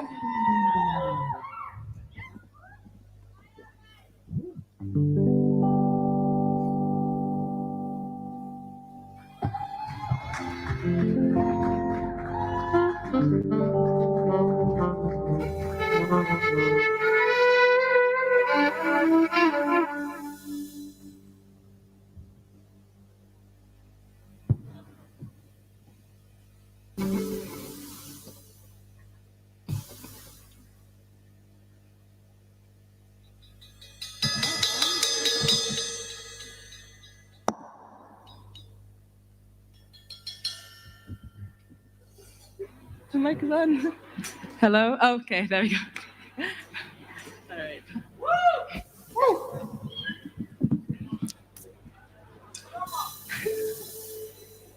Nairobi, the green city under the sun, a place where hopes and dreams can be buried as seeds and the soil is known for its fertility.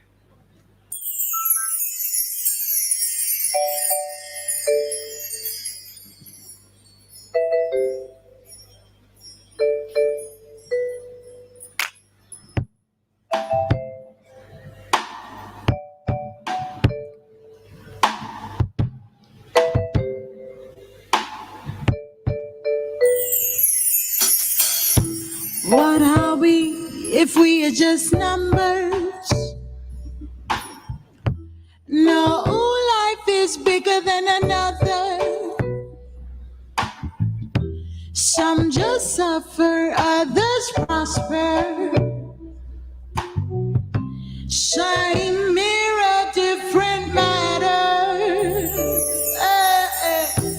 What are we if we are just numbers? No, life is bigger than another. Some just suffer, others prosper. Same mirror, different matter.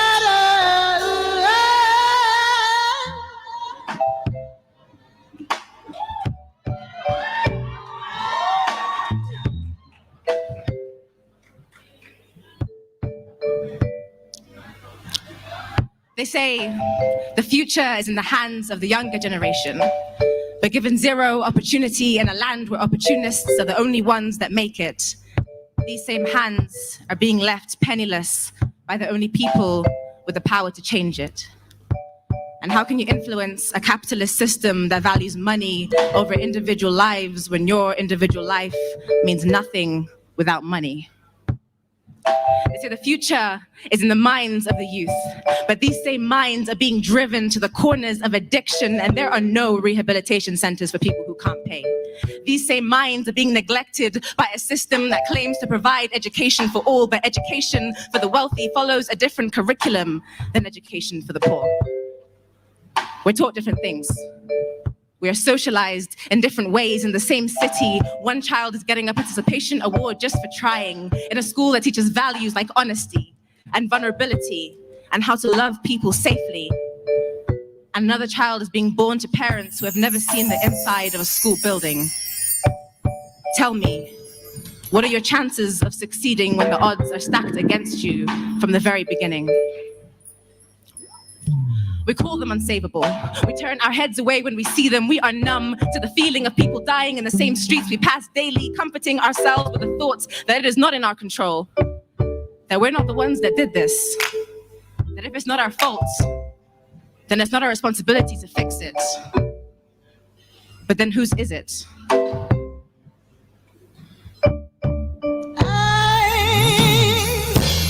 What are we if we're just numbers? No life is bigger than another. Some just suffer, others prosper. Hey, same mirror, different matter. Oh, what are we if we're just numbers? There's no life that's bigger than another. Some just suffer, others prosper. Same mirror, same mirror, same mirror, same.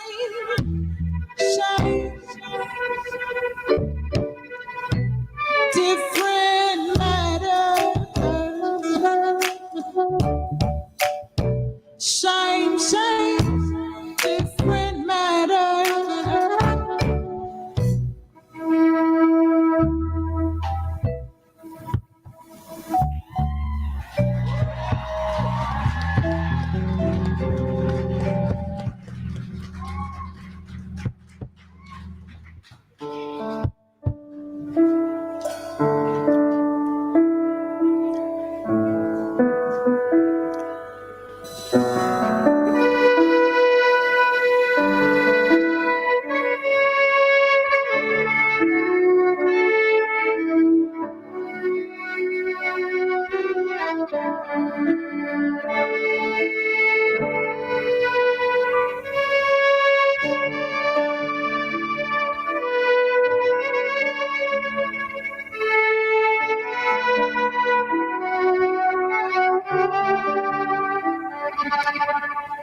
Slice me in half, and you will witness every battle that's ever taken place here. Some more devastating, with more blood spilled than others in the places where arson was committed. Some flames still haven't been put out yet. During my second session with my therapist, she asks me, "What brings you in today?" I tell her, I need a new body. I tell her this one is contaminated by the stench of something I can't clean. I tell her the first time this one was invaded without my permission, I was just 13. I had not yet understood algebra or imaginary numbers. But I knew exactly how it felt to experience death with a beating heart still inside of me.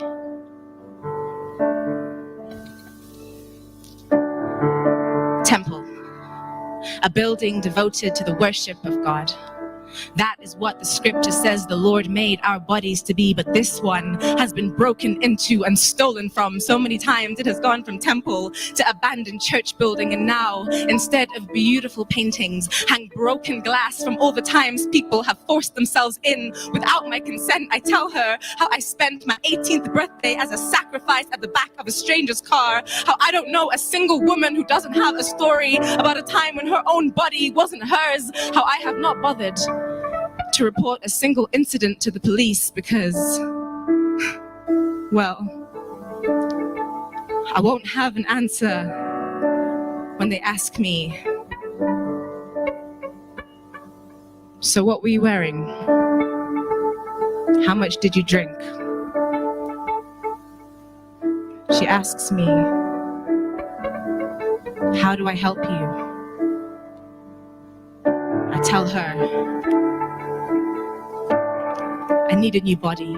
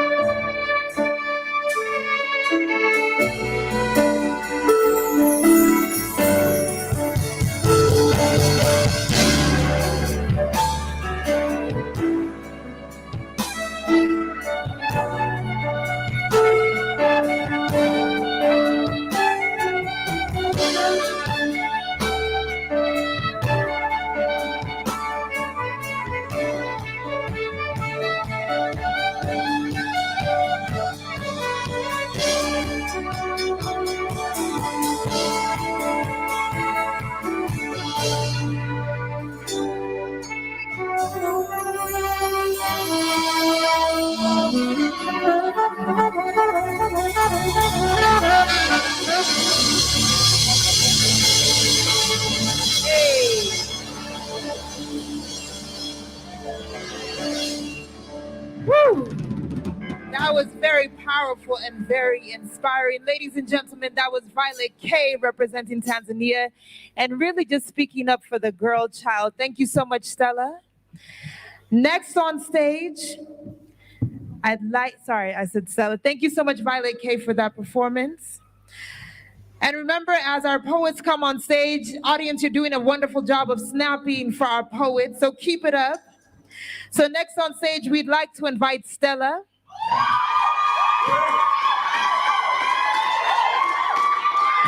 All right, and I'm told that this amazing young lady is the queen of accents, all right?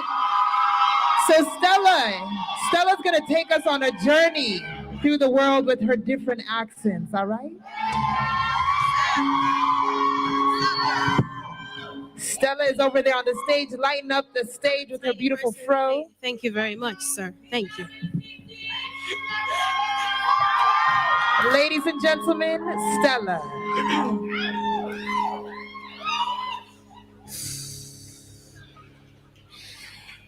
Can I write a piece? Can I write a piece about my piece? Can I say my piece? Can I say my piece? Oh, please. Let me write a piece. Let me write a piece about my piece. Let me say my piece. Let me say my piece. Oh, please. Lend me your ears and listen carefully, because I'm a Black woman living spiritually.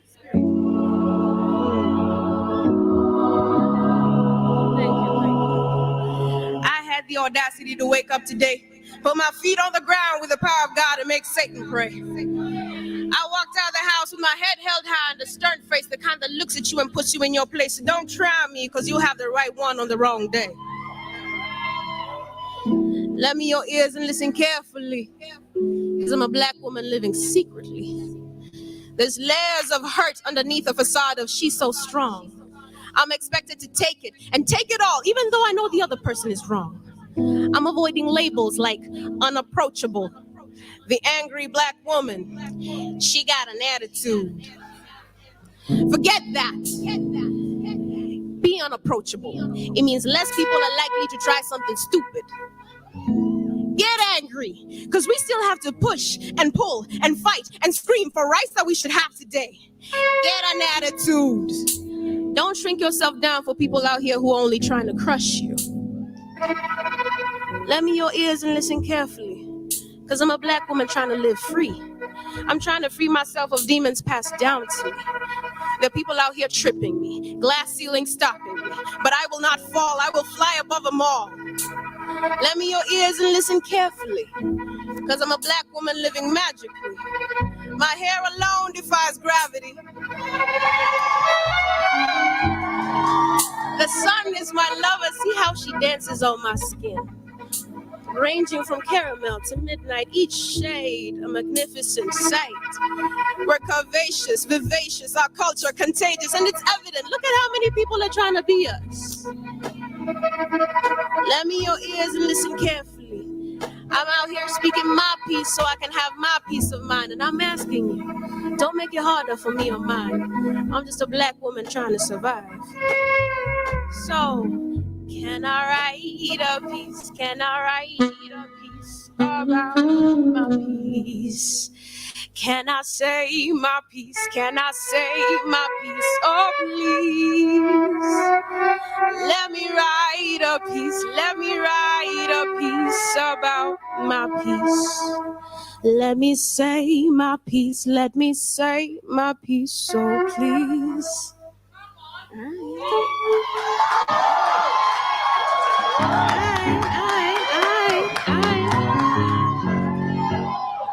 Something you'll notice is I like to keep my pieces like me, short. Let's go. Okay. There you go. Oh. Hey. Hey. Let's go, Lucas.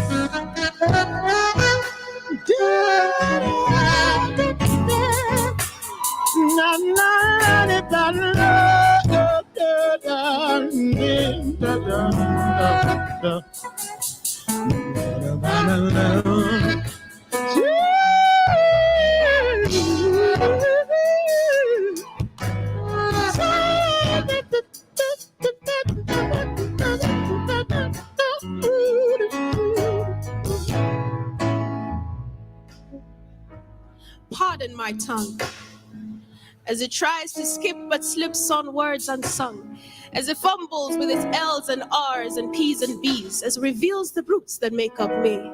Pardon my tongue, for when combined with the air expressed from my lungs, you can still trace a history within these roots, and I will shout it out, I will not be mute. Pardon this minuscule muscle of mine that refuses to conform or be confined in this box you've so clearly defined, a box I refuse to check as mine. Pardon my tongue, master, I mean sir, when it is constantly asking for answers like what would happen if we were accorded the same rights men were. Pardon my tongue as it goes on the run with my mind and those who think like me, as we talk about bringing down the patriarchy or toxic masculinity, or how the XY chromosome is the only one that ever leaves home while their counterparts are told to play their part, stay put, as if their womanhood came with a cookbook. Yes, pardon my tongue, but know that none of these are slips. My tongue is a weapon and I will crack it like the whip it is. Don't expect me to buy into your ignorance simply because you lack common sense or actual sense to buy yourself a clue. My tongue does not slip when it says no. You cannot touch my hair. It is my crown. It is my own. No, you cannot touch me there It is my space. It is my own. No, you cannot tell me what to wear. It is my identity. It is my own. I don't know what right you think you have over me, but listen carefully. My tongue may slip on words like parallelogram, but it does not slip when it tells you to respect me for who I am, a human, a woman, an African. My tongue will cut you down to size if you think yourself too big. So I may say things like, excuse me and pardon me. It is not by chance. My mama raised me with manners. You've been warned of my tongue in advance. Pardon my tongue. Pardon my tongue. Would you pardon my tongue? Pardon my tongue. Pardon my tongue. Pardon my tongue. Say,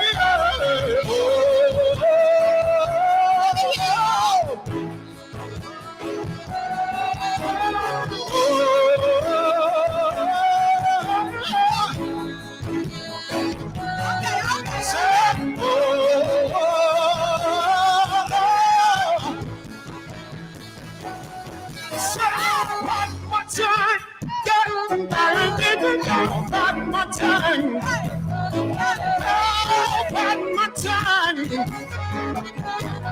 Pardon my tongue. So Lord said now,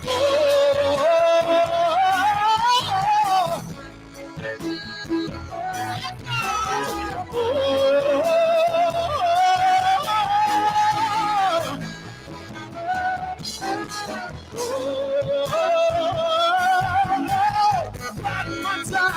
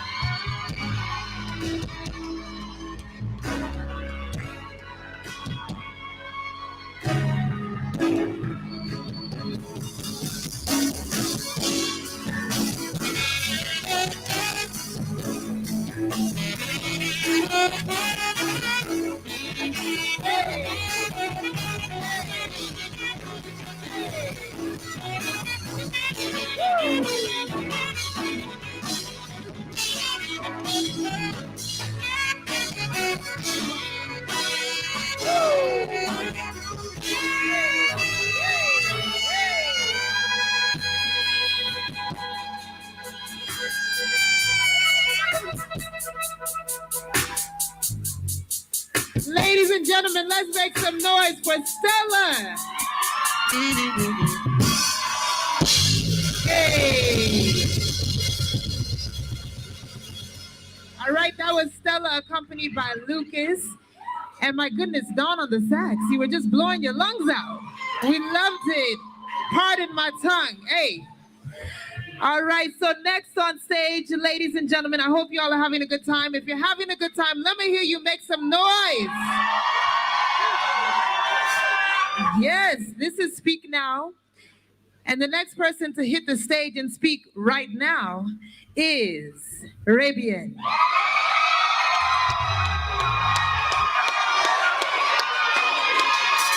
All right, and Rabian is hitting the stage with the glitch and the glam.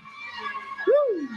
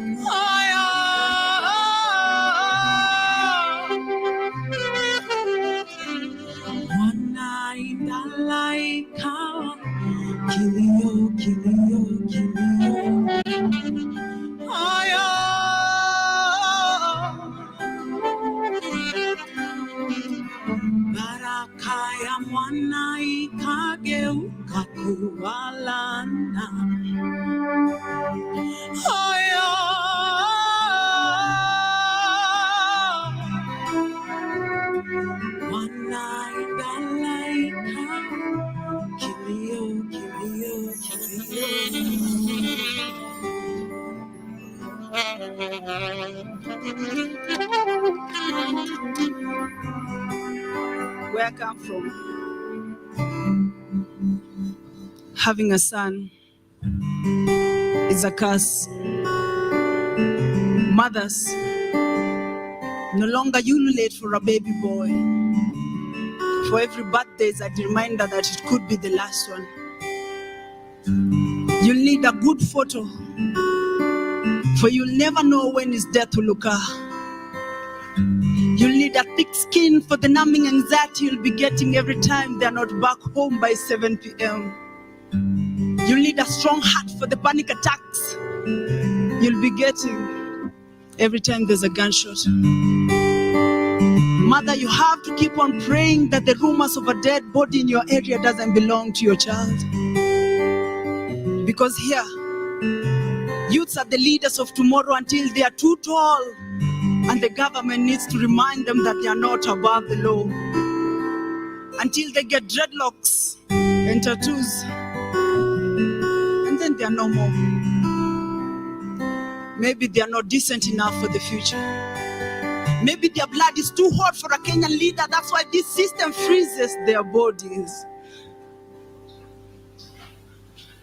Maybe putting our boys in suits when they can't resist is easier because this system hates their baggy clothing. Maybe putting our boys inside a wooden box is beneficial to the economy. Maybe putting them 6 feet deep under is is easier to explain to a judge than just saying he looks suspicious with a motive. That will just put them behind bars. Our boys have lost hope for the future because the gatekeepers see them as a competition, a threat to a country they are already looting. This system is shitty and it stinks. It will be stupid of you to think you're far from the stage. Kilio, kilio, kilio.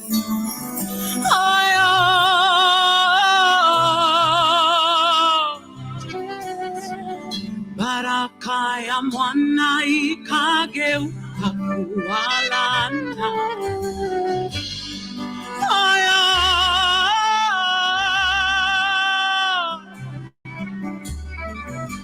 Mwana ikalaika. Kilio, kilio, kilio.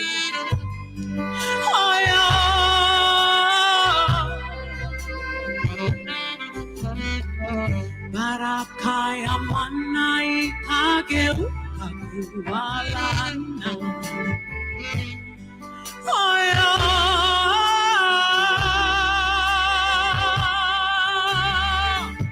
Mwana ikalaika. Kilio, kilio, kilio, kilio. Kilio, kilio, kilio. Kilio, kilio, kilio.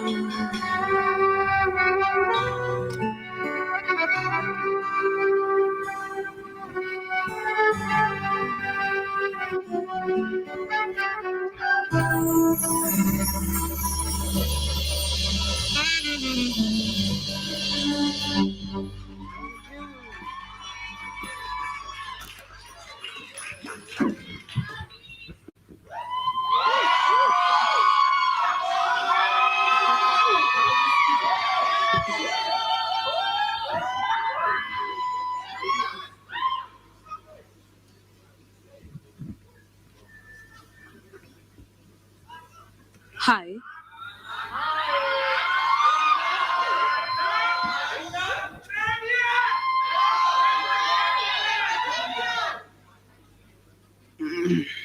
My name is Sisi Babo. And I kind of know things I have no business knowing. Like, I know how to wash blood off white clothes. I know how to cover black eyes with makeup without it caking up. Like I said, I know things I have no business knowing. I know the difference between a psychopath and a sociopath, the charming hunter and the malicious predator. I know the cry of a mother who just lost her child and the different intonations she uses for the different genders. I know where to hold when she starts to cry all over again, and how to hold her wrecked being. I know the smell of death as it devours through everything. I know the smell of a decomposing body. And how it looks like in different time lapses. The rot and the undoing, I know it all. As I said, I know things I have no business knowing. I know the sound of a bullet when it catches a body na ikihata. Najua bonoko wa moto immediately it fires. Najua nduru ya mwizi ni ya wife akipigwa kejani. Mi najua tu. I know the ingredients of making a good changa. Effects za taki ya kichuri. Who to bury your dead baby ka una doza mazishi. Where to get mtoi kawe ni tasa. Yes. Bora tu fike bei. Hata Miss Jubilee najua, but najua. Najua donda wa skodi. Najua directions za kukutupisha mbao. Chom za kushika tenjeka Nairo. Njagi ya kidunga civilian. Na pinji yako idhe ya kibenje yako. Soka rada. Hata Miss Jubilee najua. But najua. Najua connection ya utumishi kwa wote na mkono mrefu wa kukula mali ya umma. Extrajudicial killings na eulogies za mayouth. Profiling ya Bobo Shanti na Naya Bingi and the targets on their backs. Connection ya employment na kitu kidogo. Connection ya suburb na ghetto kando yake. Mraya mali safi na za utiaji za kukushisha handi. Si nilikushona najua? Mimi najua. Najua difference ya siren ya zimamoto na ya ambulance. Maombi ya miujiza na kukulia bibi. Meekness ya repentance na entitlement ya apologies. I love is a wine I stand na promises are forever. Najua mtura legit, timba origi, not ya light, compliments za ukweli. Stini ya jaba na haya weed. Si nilikushona najua? Mimi najua. I know the sound of a breaking heart. The cry of a 2-month-old baby, given up even before having the chance to know her mother's voice. I know of bodies dying on battlefields and those stuck in war zones. Too traumatized to go back home and too scared to stay at home, fighting the forever war. I know it all because I've seen it all. As I said earlier, I know things I have no business knowing.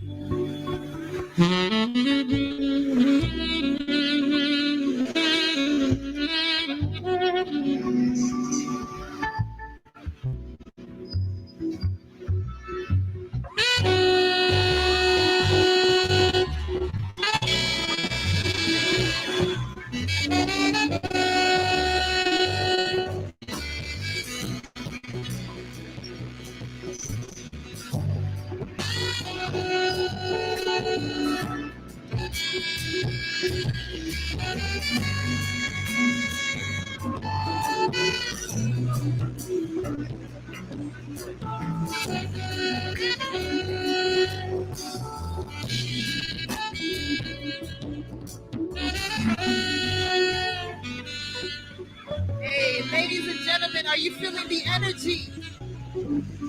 Are you feeling the love? Are you feeling the electricity that these artists have brought on stage tonight? Are you having an amazing time? I hope so. I need you to make some noise for our spoken word artists. I need you to make some noise for Speak Now. All right, because the poets have spoke. The poets have flowed.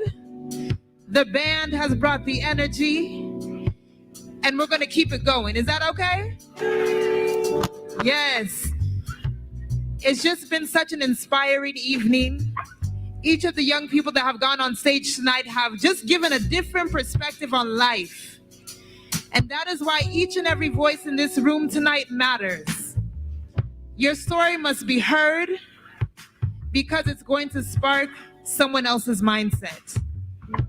All right, it's time for us as Africans, as global citizens, to share our story, to write our narrative. So a big, big shout out to all of our spoken word artists, to all of the vocalists that have come to support our artists. A big shout out to you, the audience. Give yourselves a round of applause. Because without you and without your support, we wouldn't have a show today. We would have a show, but we wouldn't know that we mean something to the community. So thank you all so much for being here tonight. Are you all ready to hear a few more artists? Yes? Are you ready to hear some other spoken word artists tonight? All right, and if you've liked what you've heard on the stage so far, let me hear you give some snaps for our artists. Yes. Audience, you are amazing. We feel the love and we feel the energy, and keep it going. Because next coming on stage is a very, very special young lady by the name Amina.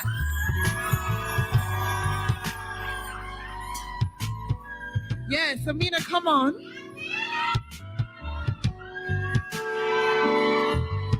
Hi, Amina, how you doing? Good, I'm good, how are you? So we're so excited to have you on stage tonight. Everyone that's gone on this stage has poured their heart out. All right, so Amina, The stage is yours.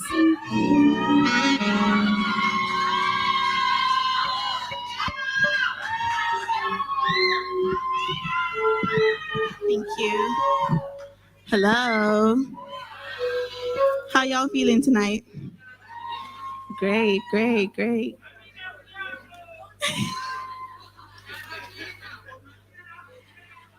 Let's get started.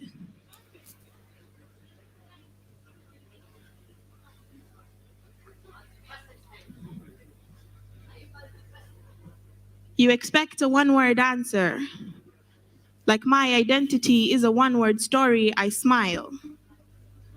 Sip my drink in bitter acceptance, ready to butcher years of my family's cultural struggles to cure your curiosity until you say, never mind. As if my identity is just another topic passing you by like the weather, I don't say anything. Try and take a sip, but my hands are too heavy bearing down on the years of ancestral anarchy. Some part of me feels guilty that I do not have to explain myself to you, because how do I explain something that even I do not know? There is dinner table silence as my mind filters through casual conversation topics until you open your mouth dark like the bottom of a well, and I find myself drowning in your voice blue like a winter chill, and out comes the shopping list. Caramel, like your skin, coffee brown eyes and raspberry lips, you're pretty for a foreigner. I cannot help but be hooked on your question mark brows as you look at me like a puzzle that you cannot solve, but you will. So what exactly are you? I wonder if I should pour the blood of my ancestors all over your ignorance and watch as their charms tame you. Do I tell you the stories of my people as they wade through wars and famines, as they sacrifice their daughters to the bellies of the unknown darkness, as they pray for their sons to have a better life in the new tomorrow? Do you know that the soil that you walk on is the burial ground for my ancestors, my people, as they sacrificed their bodies, as they were castricized and ostracized? This is our land. We have always been here. Because these are my people. But I wear their culture on my back like a coat to take off when it is convenient. I too shop for the parts of them that are postable on Facebook, that make me attractive in an exotic kind of way. See, what I am is an imposter.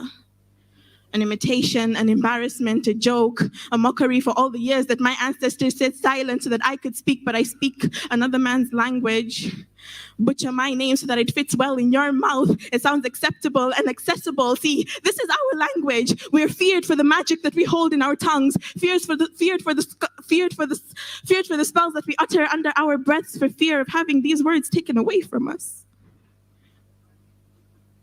So I say nothing. See you standing there, arms crossed, head tilted, eyes empty, as if this is just another rodeo. I wonder what part of my culture I should shop for and give to you as a gift wrapped in bitter suppression. So I say silent. Like my ancestors did, I say nothing for fear that you will take these words away from me. You asked me what I am. I'm still searching for safety in my answer.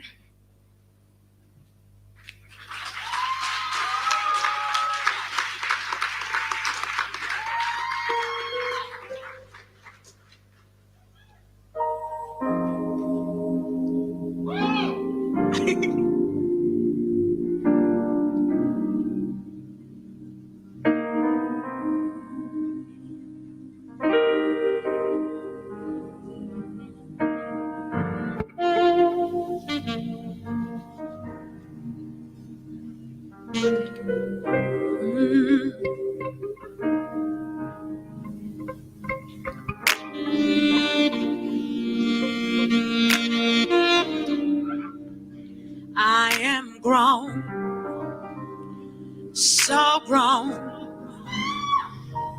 I'm bigger now, so grown. I am grown, I'm so grown, so much bigger now. I'm grown. I was taught that the quickest way to a man's heart is through his stomach. So I perfected the art of fine dining, acting like everything is fine.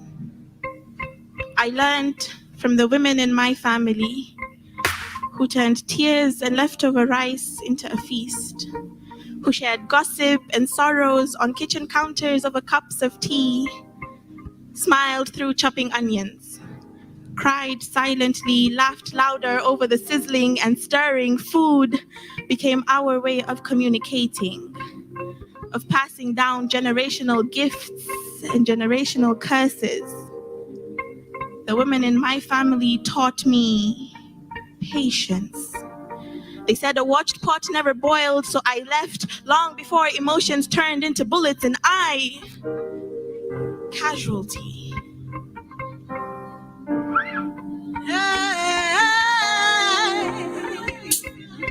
I am grown, so grown. I am bigger now, so grown. I'm bones grown, so grown. I am bigger now, so grown. Grown, grown, grown, both grown, grown. I'm grown, bold, I'm grown, so grown. I'm grown, grown, grown, grown, grown. The women in my family perfected their biryani, blended aromatics and oils for that perfect seasoning, achieving that masked bitterness. They learned to stay silent and swallow their words when they were told speak only when you're spoken to. The women in my family taught me restraint, told me no, that too much is never gonna make its way into a man's heart, let alone his stomach. So I learned to pour my love in the dark so that no one notices that my cup is empty. All this I learned from the women in my family, who laugh out loud, cry silently, and pray for everyone but themselves.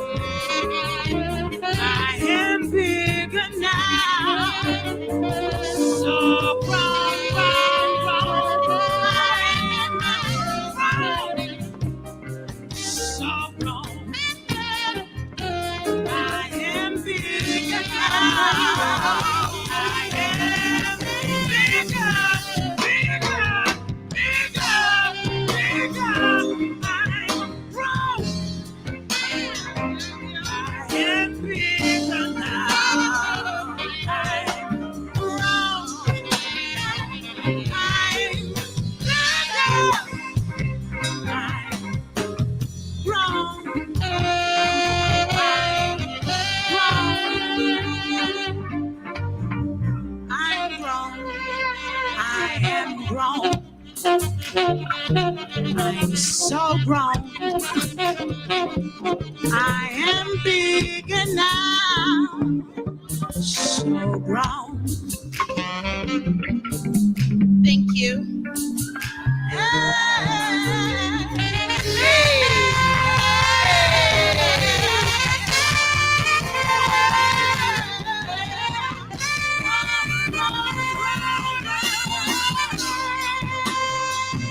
Let's give it up for Amina.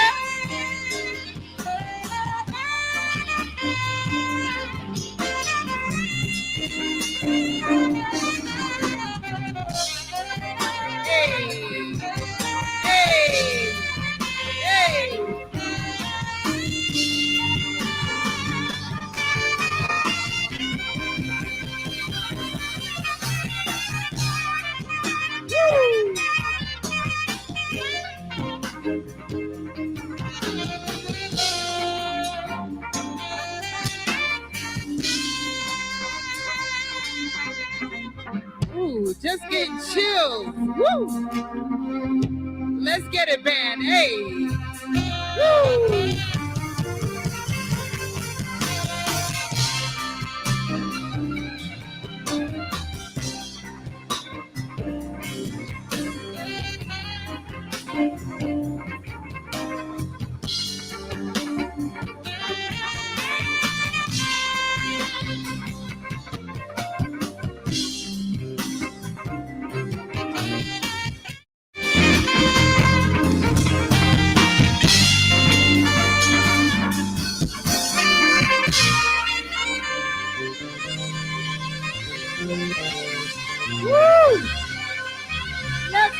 for the band. Woo! Hey, shout out to the band for just taking us on a musical journey. We love it. We love it. Again, shout out to Amina. And of course, Amina. And a big shout out to Ashley on the vocals. All right, so ladies and gentlemen, I'd like you to make noise for our next poet on stage. Let's give it up for Anthem Republic.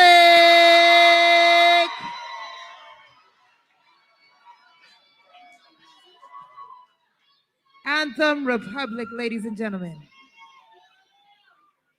The day. No, I mean the night. The night is morning. The sky is crying pain. Pain is my share. Fear is my heart. Robbed by the death of my fellow citizens who are butchered, stoned, and slaughtered like animals. My heart chopped will never retreat because I try to fill it with lies, but it knows the truth, Mama.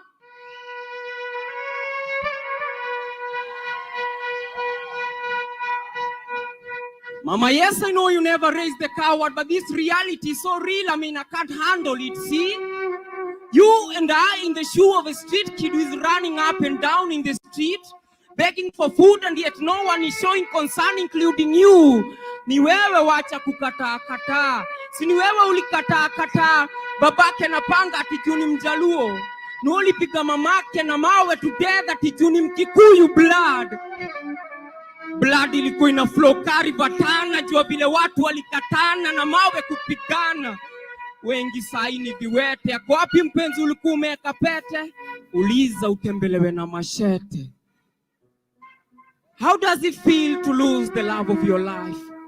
I mean, how does it feel to lose your father, your mother?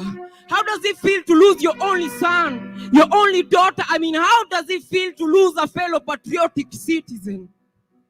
Check you mtoto. Ulimbaptize ukamuita orphan. It is so interesting, right? Bravo.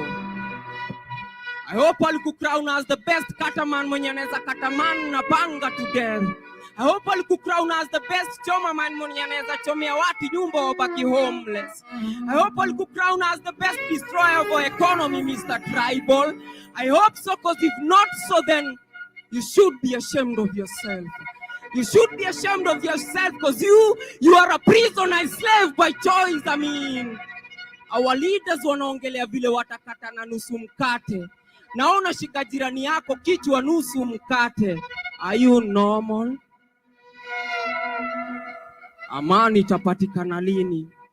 Amani itapatikana ile dema youth watapata kazi, waache kukaa base idol tuedi tu jambazi.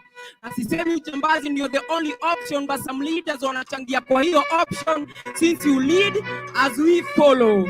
Amani itapatikana ile de promises za wabunge zitakuwa full filled, ziache kuitwa empty promises. Amani itapatikana ile de utaacha kuweka food kwa fridge wengine wakilala njaa. Amani itapatikana ile de nitaacha kukuwa disqualified kupata kazi because of my second name. Let not tribalism silence our heart with our differences. Let not our leaders tell us who to love and who to hate. It is time love to create na peace to paint. I mean, mbele ya Mungu sisi ni mandugu na tunafanana. Hatufai kupigana au kutukanana. Tunafaa kufaana, tupeleke hii Kenya faa. Ana kwa ana. Anthem.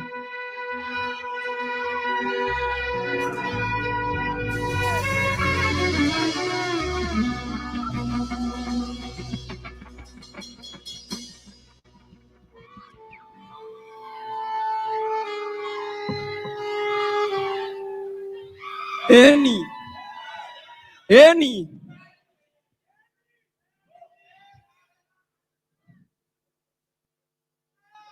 This piece is like a black paint that paints my heart black every time I recite it. It's like a horror movie. And I'm not the main character, so it's obvious I'm approaching my grave. Brave is no longer my name. My name is extrajudicial killing candidate. And I know CS Samo is expecting me to pass, so let me pass this message before I pass. Because I live for the moment. More is not meant for me. God's plan, never. Afande's plan, afande. Ka unanga rada juu kitu kifietua huwa ina madamu tu cha uwe la. So ka spirit kakikuambia uwa kaambie la. Lazima ujue hiyo ni light unadim kwa familia yenye shachoreshwa giza. Familia yenye inawishi ingekuwa mchezo wa kuigiza. Juleta breadwinner angeamka endelee kuchase dream. Dream yake ya kumake society according to God's will but plunder. Daily unamchase simba akifuata swara kando. Mtani utupia mani nikienda jiji kuna kanjo. Hata kanicho mbona kumada ikiwa ndio dacho. God am I living mapapa sama huu ndio mwanzo. Huku hata ukiamka mapema bado atakuita the late. Hakuna kabisa. Kwa zote zinaweza kushika hata ukwe na kipande afande na respect the fact that wewe nduko in charge. Na hata kama umedunga koti wezi koti usini charge. Utafuata sheria, mimi pia tafuata sheria. Kunde better world neza kamstenje kuagotea. Ukinipata niko beze sio pia mimi sitapotea. So afande itabidi nijenge kitu kidogo kwa unajua siko kazi na shida zako zangu wacha zangu ziwe zako na tubadilishe life sio kumalizanga life. Nani cheza party yako hapana cheza na party yako. Ile kwa geto mina stago kama lion in the jungle manze daily mina hustle hizi shida nizi sikuishi bila skando nyumba kuchomoa na kando vita kwa mpango wa kando. Na bala kubeta things unawas and things ataka uko ma things umeshindwa ku defend game. So unatafuta gatu fame. Tushakubali we ni top scorer una madama youth in the name of ni wakora. Brother, don't you know that's wrong?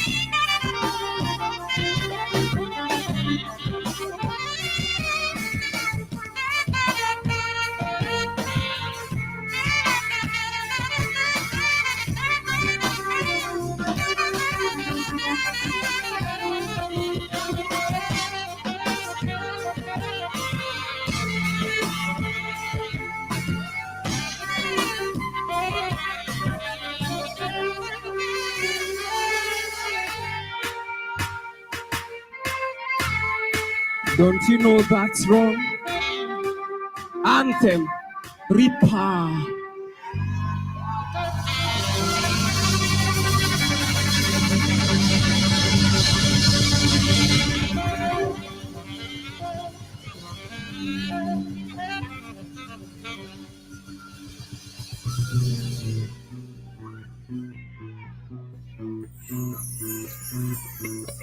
Let's give it up for Anthem Republic one more time. Hey.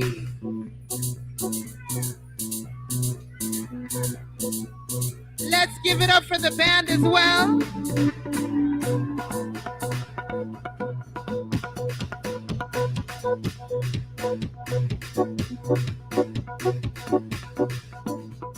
Hey. Ladies and gentlemen, we're almost reaching the end of our show. But before we go, we have our main act of the evening. Someone who has really mentored each and every act that you've seen on stage. All right, and I'd like to invite a very special person on stage. Please help me welcome Mr. Jackson Obare. You may not know him, but he is one of our biggest supporters tonight. Mr. Obare is representing Forum Civ Hub, Eastern and Southern Africa. He is a regional manager, and he's going to tell us why we're all here tonight, because Forum Civ has played a big role in supporting Mustafa, his mission as an activist, using the arts, media, and culture to promote positive change, right? So, yes, Mr. Obare, take it away. 1, 2. Ladies and gentlemen, good night. Because it's already evening. Speak now. Speak now. I think you should mention Mufasa because you're talking about speak now. Speak now. Because if I don't speak now, then I will not be able to give the others the necessary voice or a space that they need to air out the issues that are affecting our society. My name has been mentioned, Jackson Obare. I'm the regional manager for Forum Civ, and I'm happy to be here tonight to celebrate the work that has been done by Mufasa and the team, and giving him the platform to be able to be an agent of social change at an individual level and able to influence a number of us. When I was reading about Mufasa, I almost wanted to ask him, how did he find the stage name Mufasa? And I was going through, Google does not lie. I found a story called the Mufasa Kingdom. And the Mufasa Kingdom was a film that was done in 1994 called The Lion King. And you know what the lion does in the kingdom? It takes the lead for the pride. And so Mufasa is taking the lead for ensuring that the artists, the spoken word, are also heard, and taking that lead as being the king of the jungle.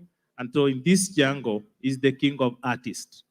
So we want to celebrate Mufasa for the work that he's been able to do. Mufasa is well known, is a very wise person who is very creative. I keep following the work that he does in social media and the work that he's been doing to support social change. He's a tremendous and gifted person. A round of applause for Mufasa.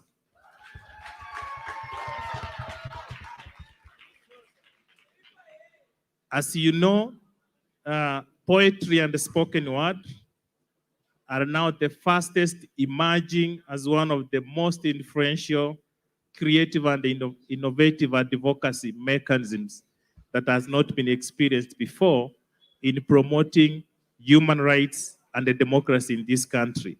In a way, they have used it so powerfully to create the social change and the change of narratives. And if you listen, all the by speakers who have been the stage, it all points to social evils that we are experiencing as citizens of this country and how young people can stand up to address these kind of changes. In 2020, we invited Mufasa and very many other actors to participate in a challenge which was called Activism Challenge. And we had many categories. And through this Activism Challenge, Mufasa coined his project Speak Now, and they matched the winner in his category, and we were able to grant him resources to have enabled him to do what we are able to see today. So among the others, around 9 other people in different categories, I think today we are celebrating one of the finest work that Forum Civ has supported and sponsored, courtesy of the Swedish Embassy through Forum Civ, and a round of applause for the Swedish Embassy for the support that we have given to the young people. So this project, Speak Now, recognized spoken word poets as the storytellers and sought to empower them to tell stories that matter, stories of change, stories that hold our truth, stories that inspire and unite, reinforcing our individual and collective potential and painting a picture of a future we can build and inhabit all together. And all the speakers, again, I want to echo, they mentioned about the power of imagination. And it is through this power of imagination as individuals that we can live our realities that we want to be.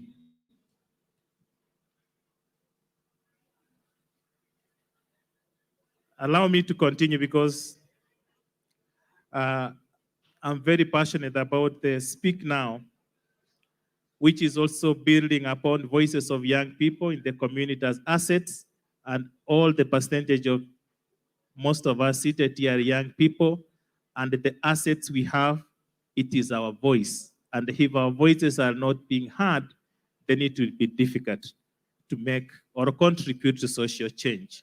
So through our program called Wajibu Wetu, Our Responsibility, we've been able to work through use of media, art, and culture in promoting social change and addressing the critical aspects of democracy, human rights, and gender equality. Central to this project is innovation and creativity. If young people are not innovative, if we are not creative, then we will not be able to contribute social change. A number of times, when you hear about innovations and creativity, for example, talk about the transport sector, talk about agriculture. People will be here, we want innovations in agriculture to promote food security. But I want to tell you this evening, innovations and creativity are also needed in pushing counter narratives of practices that have made young people and the women not to ascend to the dreams of their lives. So I want to tell you, dream through innovations and creativity, because then you are able to inspire or breathe a new side of life into the issues that you are addressing as a society. A clarion call tonight is supporting innovative ideas through the young people and also building trust that they are able to bring change. We need collective action to be able to support sustainable social change, and the power of storytelling is an underlying factor for the cause that we pursue. 3 words I leave from first and another young person who has the passion for social change: determination, focus, and being authentic. All those that have been on the stage here, I listened to them. They are authentic, and you could see what they are speaking. It's from their hearts. Let's pour out our hearts, because through that, we are also able to change society. So as I close, I of course want to express my heartfelt gratitude for all the participants who have been here. You've taken your time to attend this event so that you are able to support Mufasa and any other upcoming young artist having the mind of creating social change. Mufasa, I want to thank you for the bold steps you've taken to venture into virtual reality space, but more important, to thank ourselves for finding time again, as I said, to attend this session, to contribute and support young and innovative ideas. My special thanks also goes to our team, Forum SIF team, the Swedish Embassy for the support that we have given to this project, and Mufasa and the many other young artists that are here to experience the change. When I entered this space, when I came to this event this evening, I was able to see strange faces. I did not know anyone in this forum. Very few people I did. But as we go, I've found very many familiar friends now I've met, and we are able to create sustainable networks. And I want to ask each and every one of you, find sustainable networks through this partnerships that we have of young people. And if we work together, then we will be able to see a sustainable change in our society. Thank you so much. Thank you for listening to me. And I wish each and every one of us a wonderful evening of innovation and creativity as we listen to the one and only one remaining, Mufasa. Hey. Once again, a big thank you to Forum Civ. A big thank you to Mr. Obare. Thank you so much. A shout out to the Swiss Embassy. Thank you so much for supporting this great initiative. Ladies and gentlemen, we must understand what a big deal it is for our brother Mufasa, okay? One of my favorite quotes from a late, great Dr. Maya Angelou says, when you get, give, and when you learn, teach. And that's exactly what Mufasa has done with the Speak Now platform. He is helping mentor other great poets. He took on the activist challenge and won out of the entire East African region, out of the entire South African region. Our brother Mufasa is here today. So ladies and gentlemen, it's time for Mufasa to take center stage. Let's make some noise for Mufasa.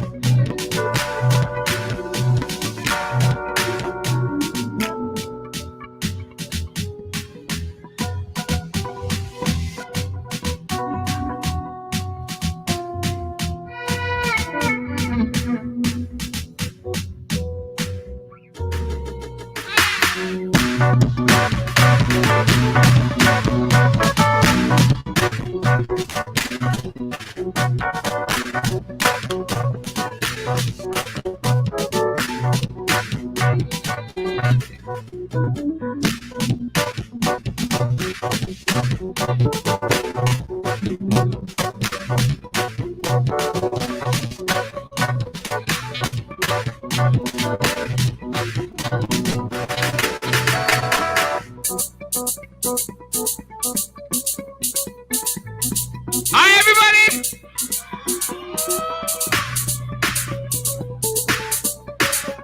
Give it up for Christian on the drums.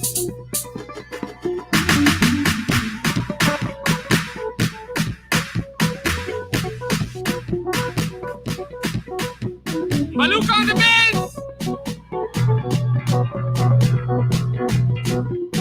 Tony on the keys. Nancy on the violin.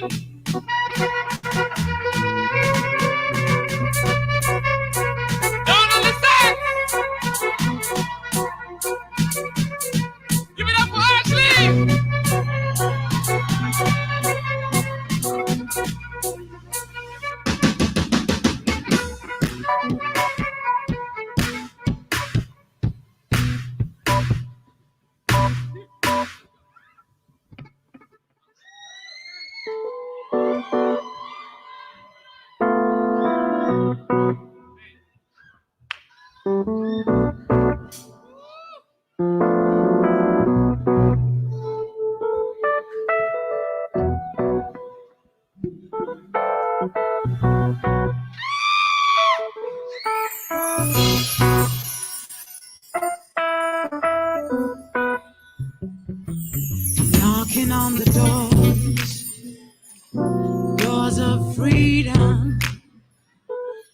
knocking on the doors of freedom, freedom of the mind, freedom of the soul, freedom of the mind, freedom of the soul.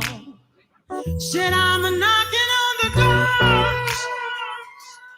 doors of freedom. I'm a knocking on the doors of freedom, freedom of the mind, freedom of the soul, freedom of the mind, freedom of the soul, soul, soul, soul.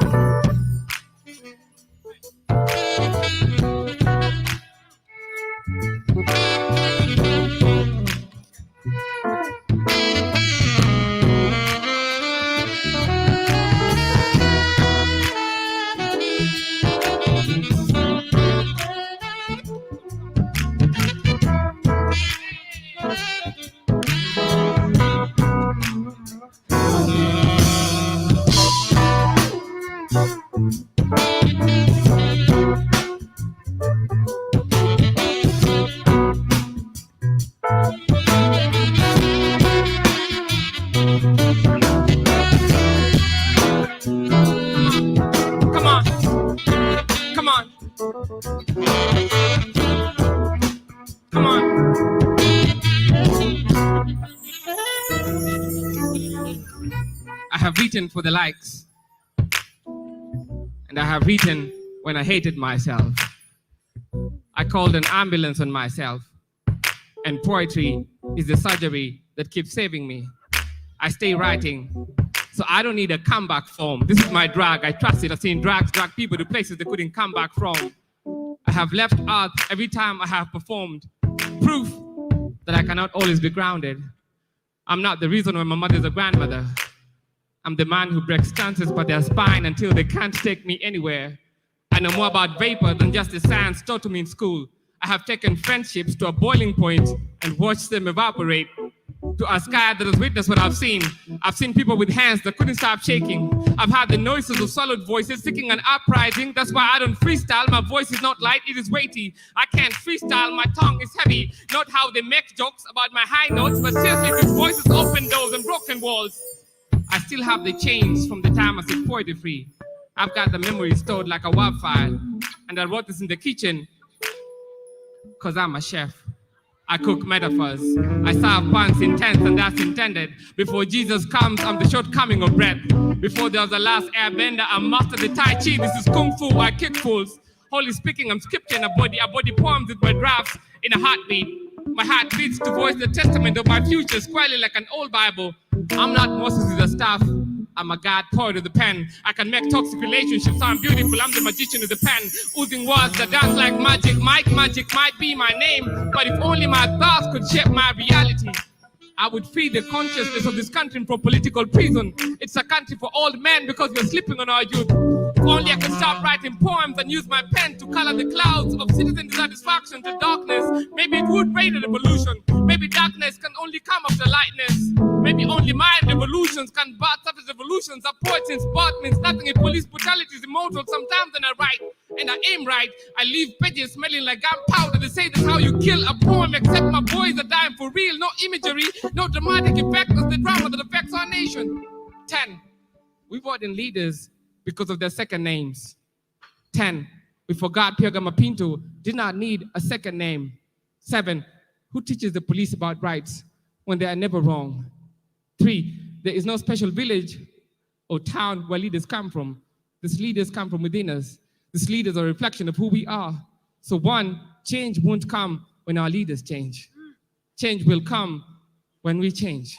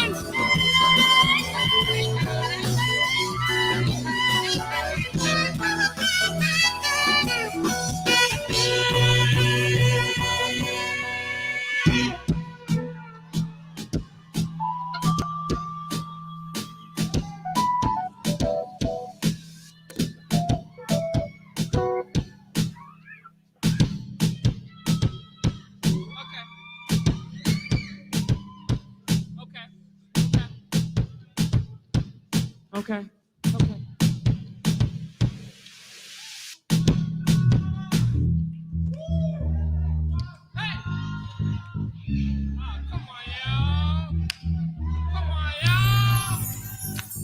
Let me see your hands. Yeah. If you understand, you can stand. Come on. Come on.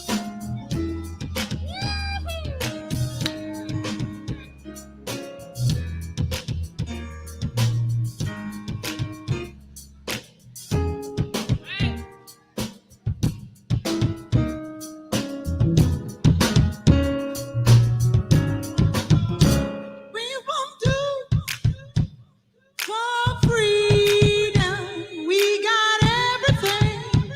Don't mean nothing. What we won't do for freedom. We got everything. Don't mean nothing. Hey, we won't. Hey. Say what? Say what?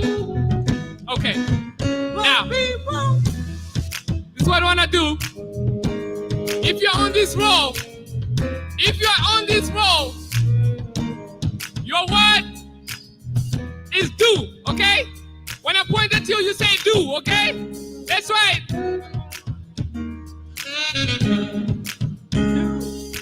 Do. Okay, you got this. The guy in the middle, when I point at you, you say four, okay? Let's do this. Okay? Nice. The guys on this row. Woo-hoo! When I point at you, you would say love, okay?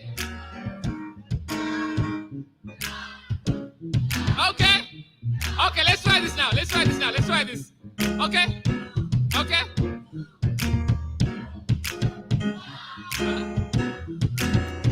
This time. Ooh! What?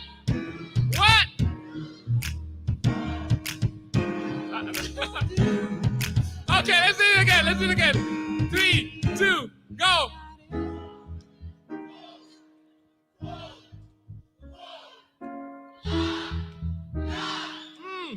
Okay.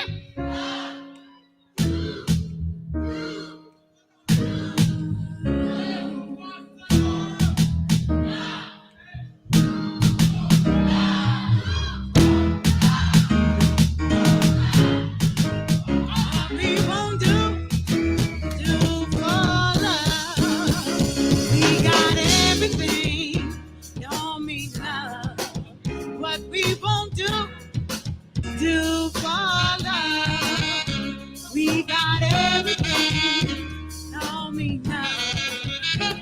we won't do. You brother, we got everything. It don't mean nothing, but we won't.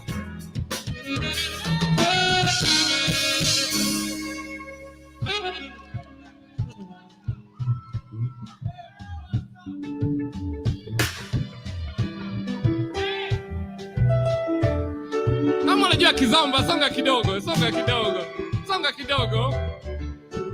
There's space here, there's space here. Woo! If you want, you can fold your chair and just do Kizomba with me. Woo! Okay, okay, okay, okay, okay, okay. Woo! Woo! Okay, okay, okay, okay. Okay, okay, okay, okay.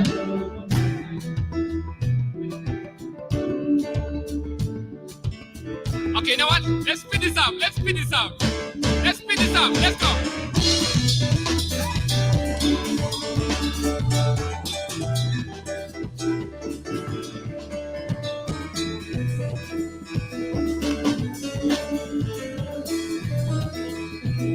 I want to welcome on stage Amina, Violet K, Stella, Anthem, Matsupuria, Fabian.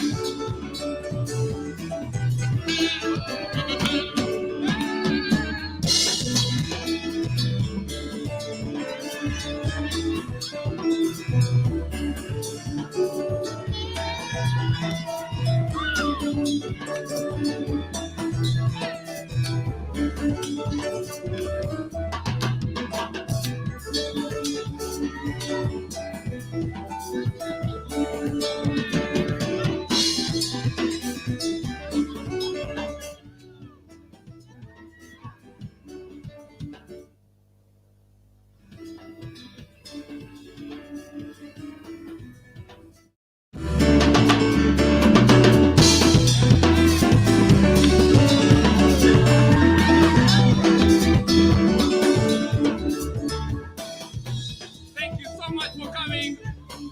Thank you so much. Thank you to Charlie Black Rhino. Thank you to Mary Sirengo, Matthews, Augustine.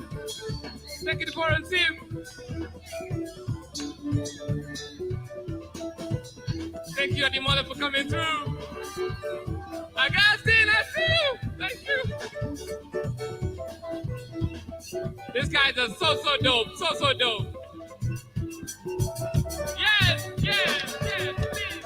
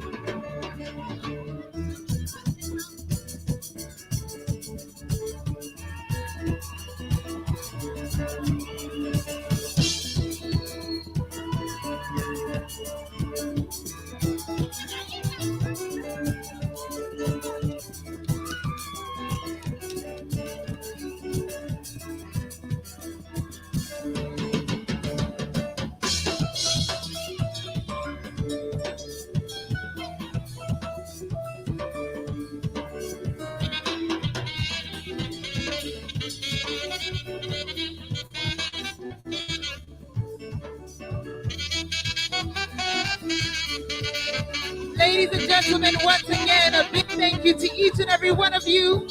A big shout out to Mufasa. Big thank you to each and every one of our poets. A big thank you to Forum Civ. A big thank you to the Swedish Embassy. A big thank you to our band. Amazing. Woo!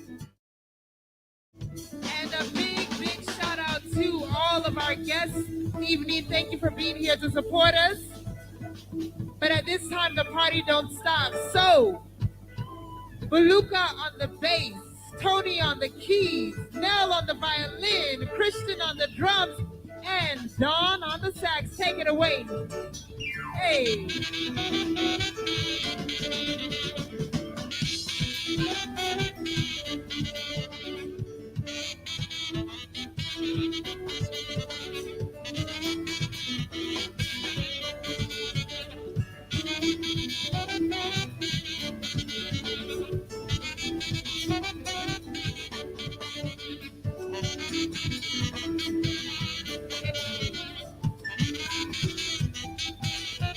All right, so next on stage we have JP.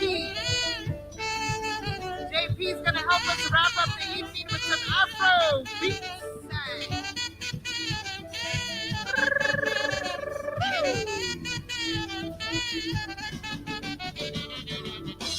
Woo. All right, JP is here to give us some Afro beats. Just copy paste, okay? Copy paste the movement.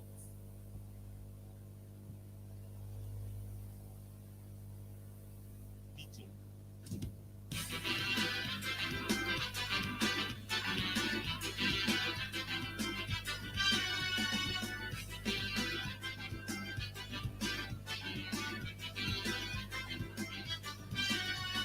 But you fiesta ligas tontas, inabalana pinanisa, tu colini vini bam bam, sasula, puto jam jam, met la payaso ragas, alalana pina blabla, puti, if we don't see, you could deal, liputune. Mais sur les côtes devant, sur les côtes derrière, les tourne, les côtes devant, sur les côtes derrière, les tourne, les côtes devant, sur les côtes derrière, les tourne. So they go devant, so they go derrière. My poetry is it is courageous and daring. It is loud and unapologetic. I've decided I prefer poetry over written apologies of the size of a woman over the back of a man. I've decided I will choose cynicism and bars over ever having to look another therapist. And if love is what wore me down to mere nothingness, I will redefine what it ever was. So les go devant, so les go derrière, les tourne, les go devant, so les go derrière, les tourne, les go devant, so les go derrière, les tourne, les go devant, so les go derrière, les tourne, ils se la Just affecting that courage, allowing myself to accept it as a part of me, putting it out there, makes it feel more real. And sometimes I write because I want to be able to look back and not regret what I didn't finish in the past.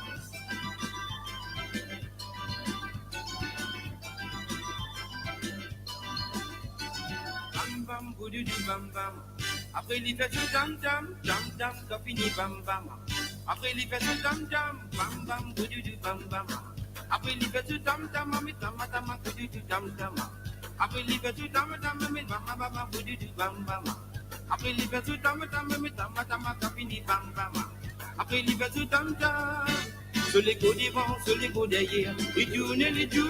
a way with words, regardless of the language, the tone, that when people hear, it just sticks, and it stays forever.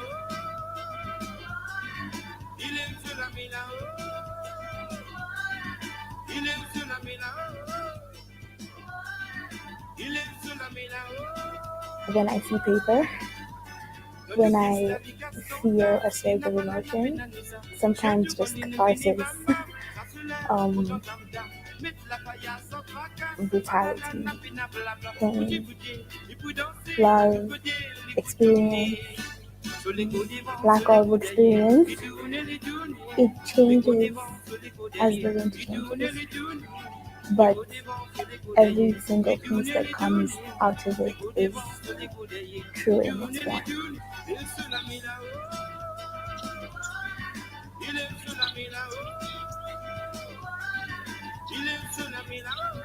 Msanii ni kioo cha jamii, art is like a mirror. So me, I write as a form of expression. Watu wakiangalia art yangu, it's easy for them to, kama kioo venye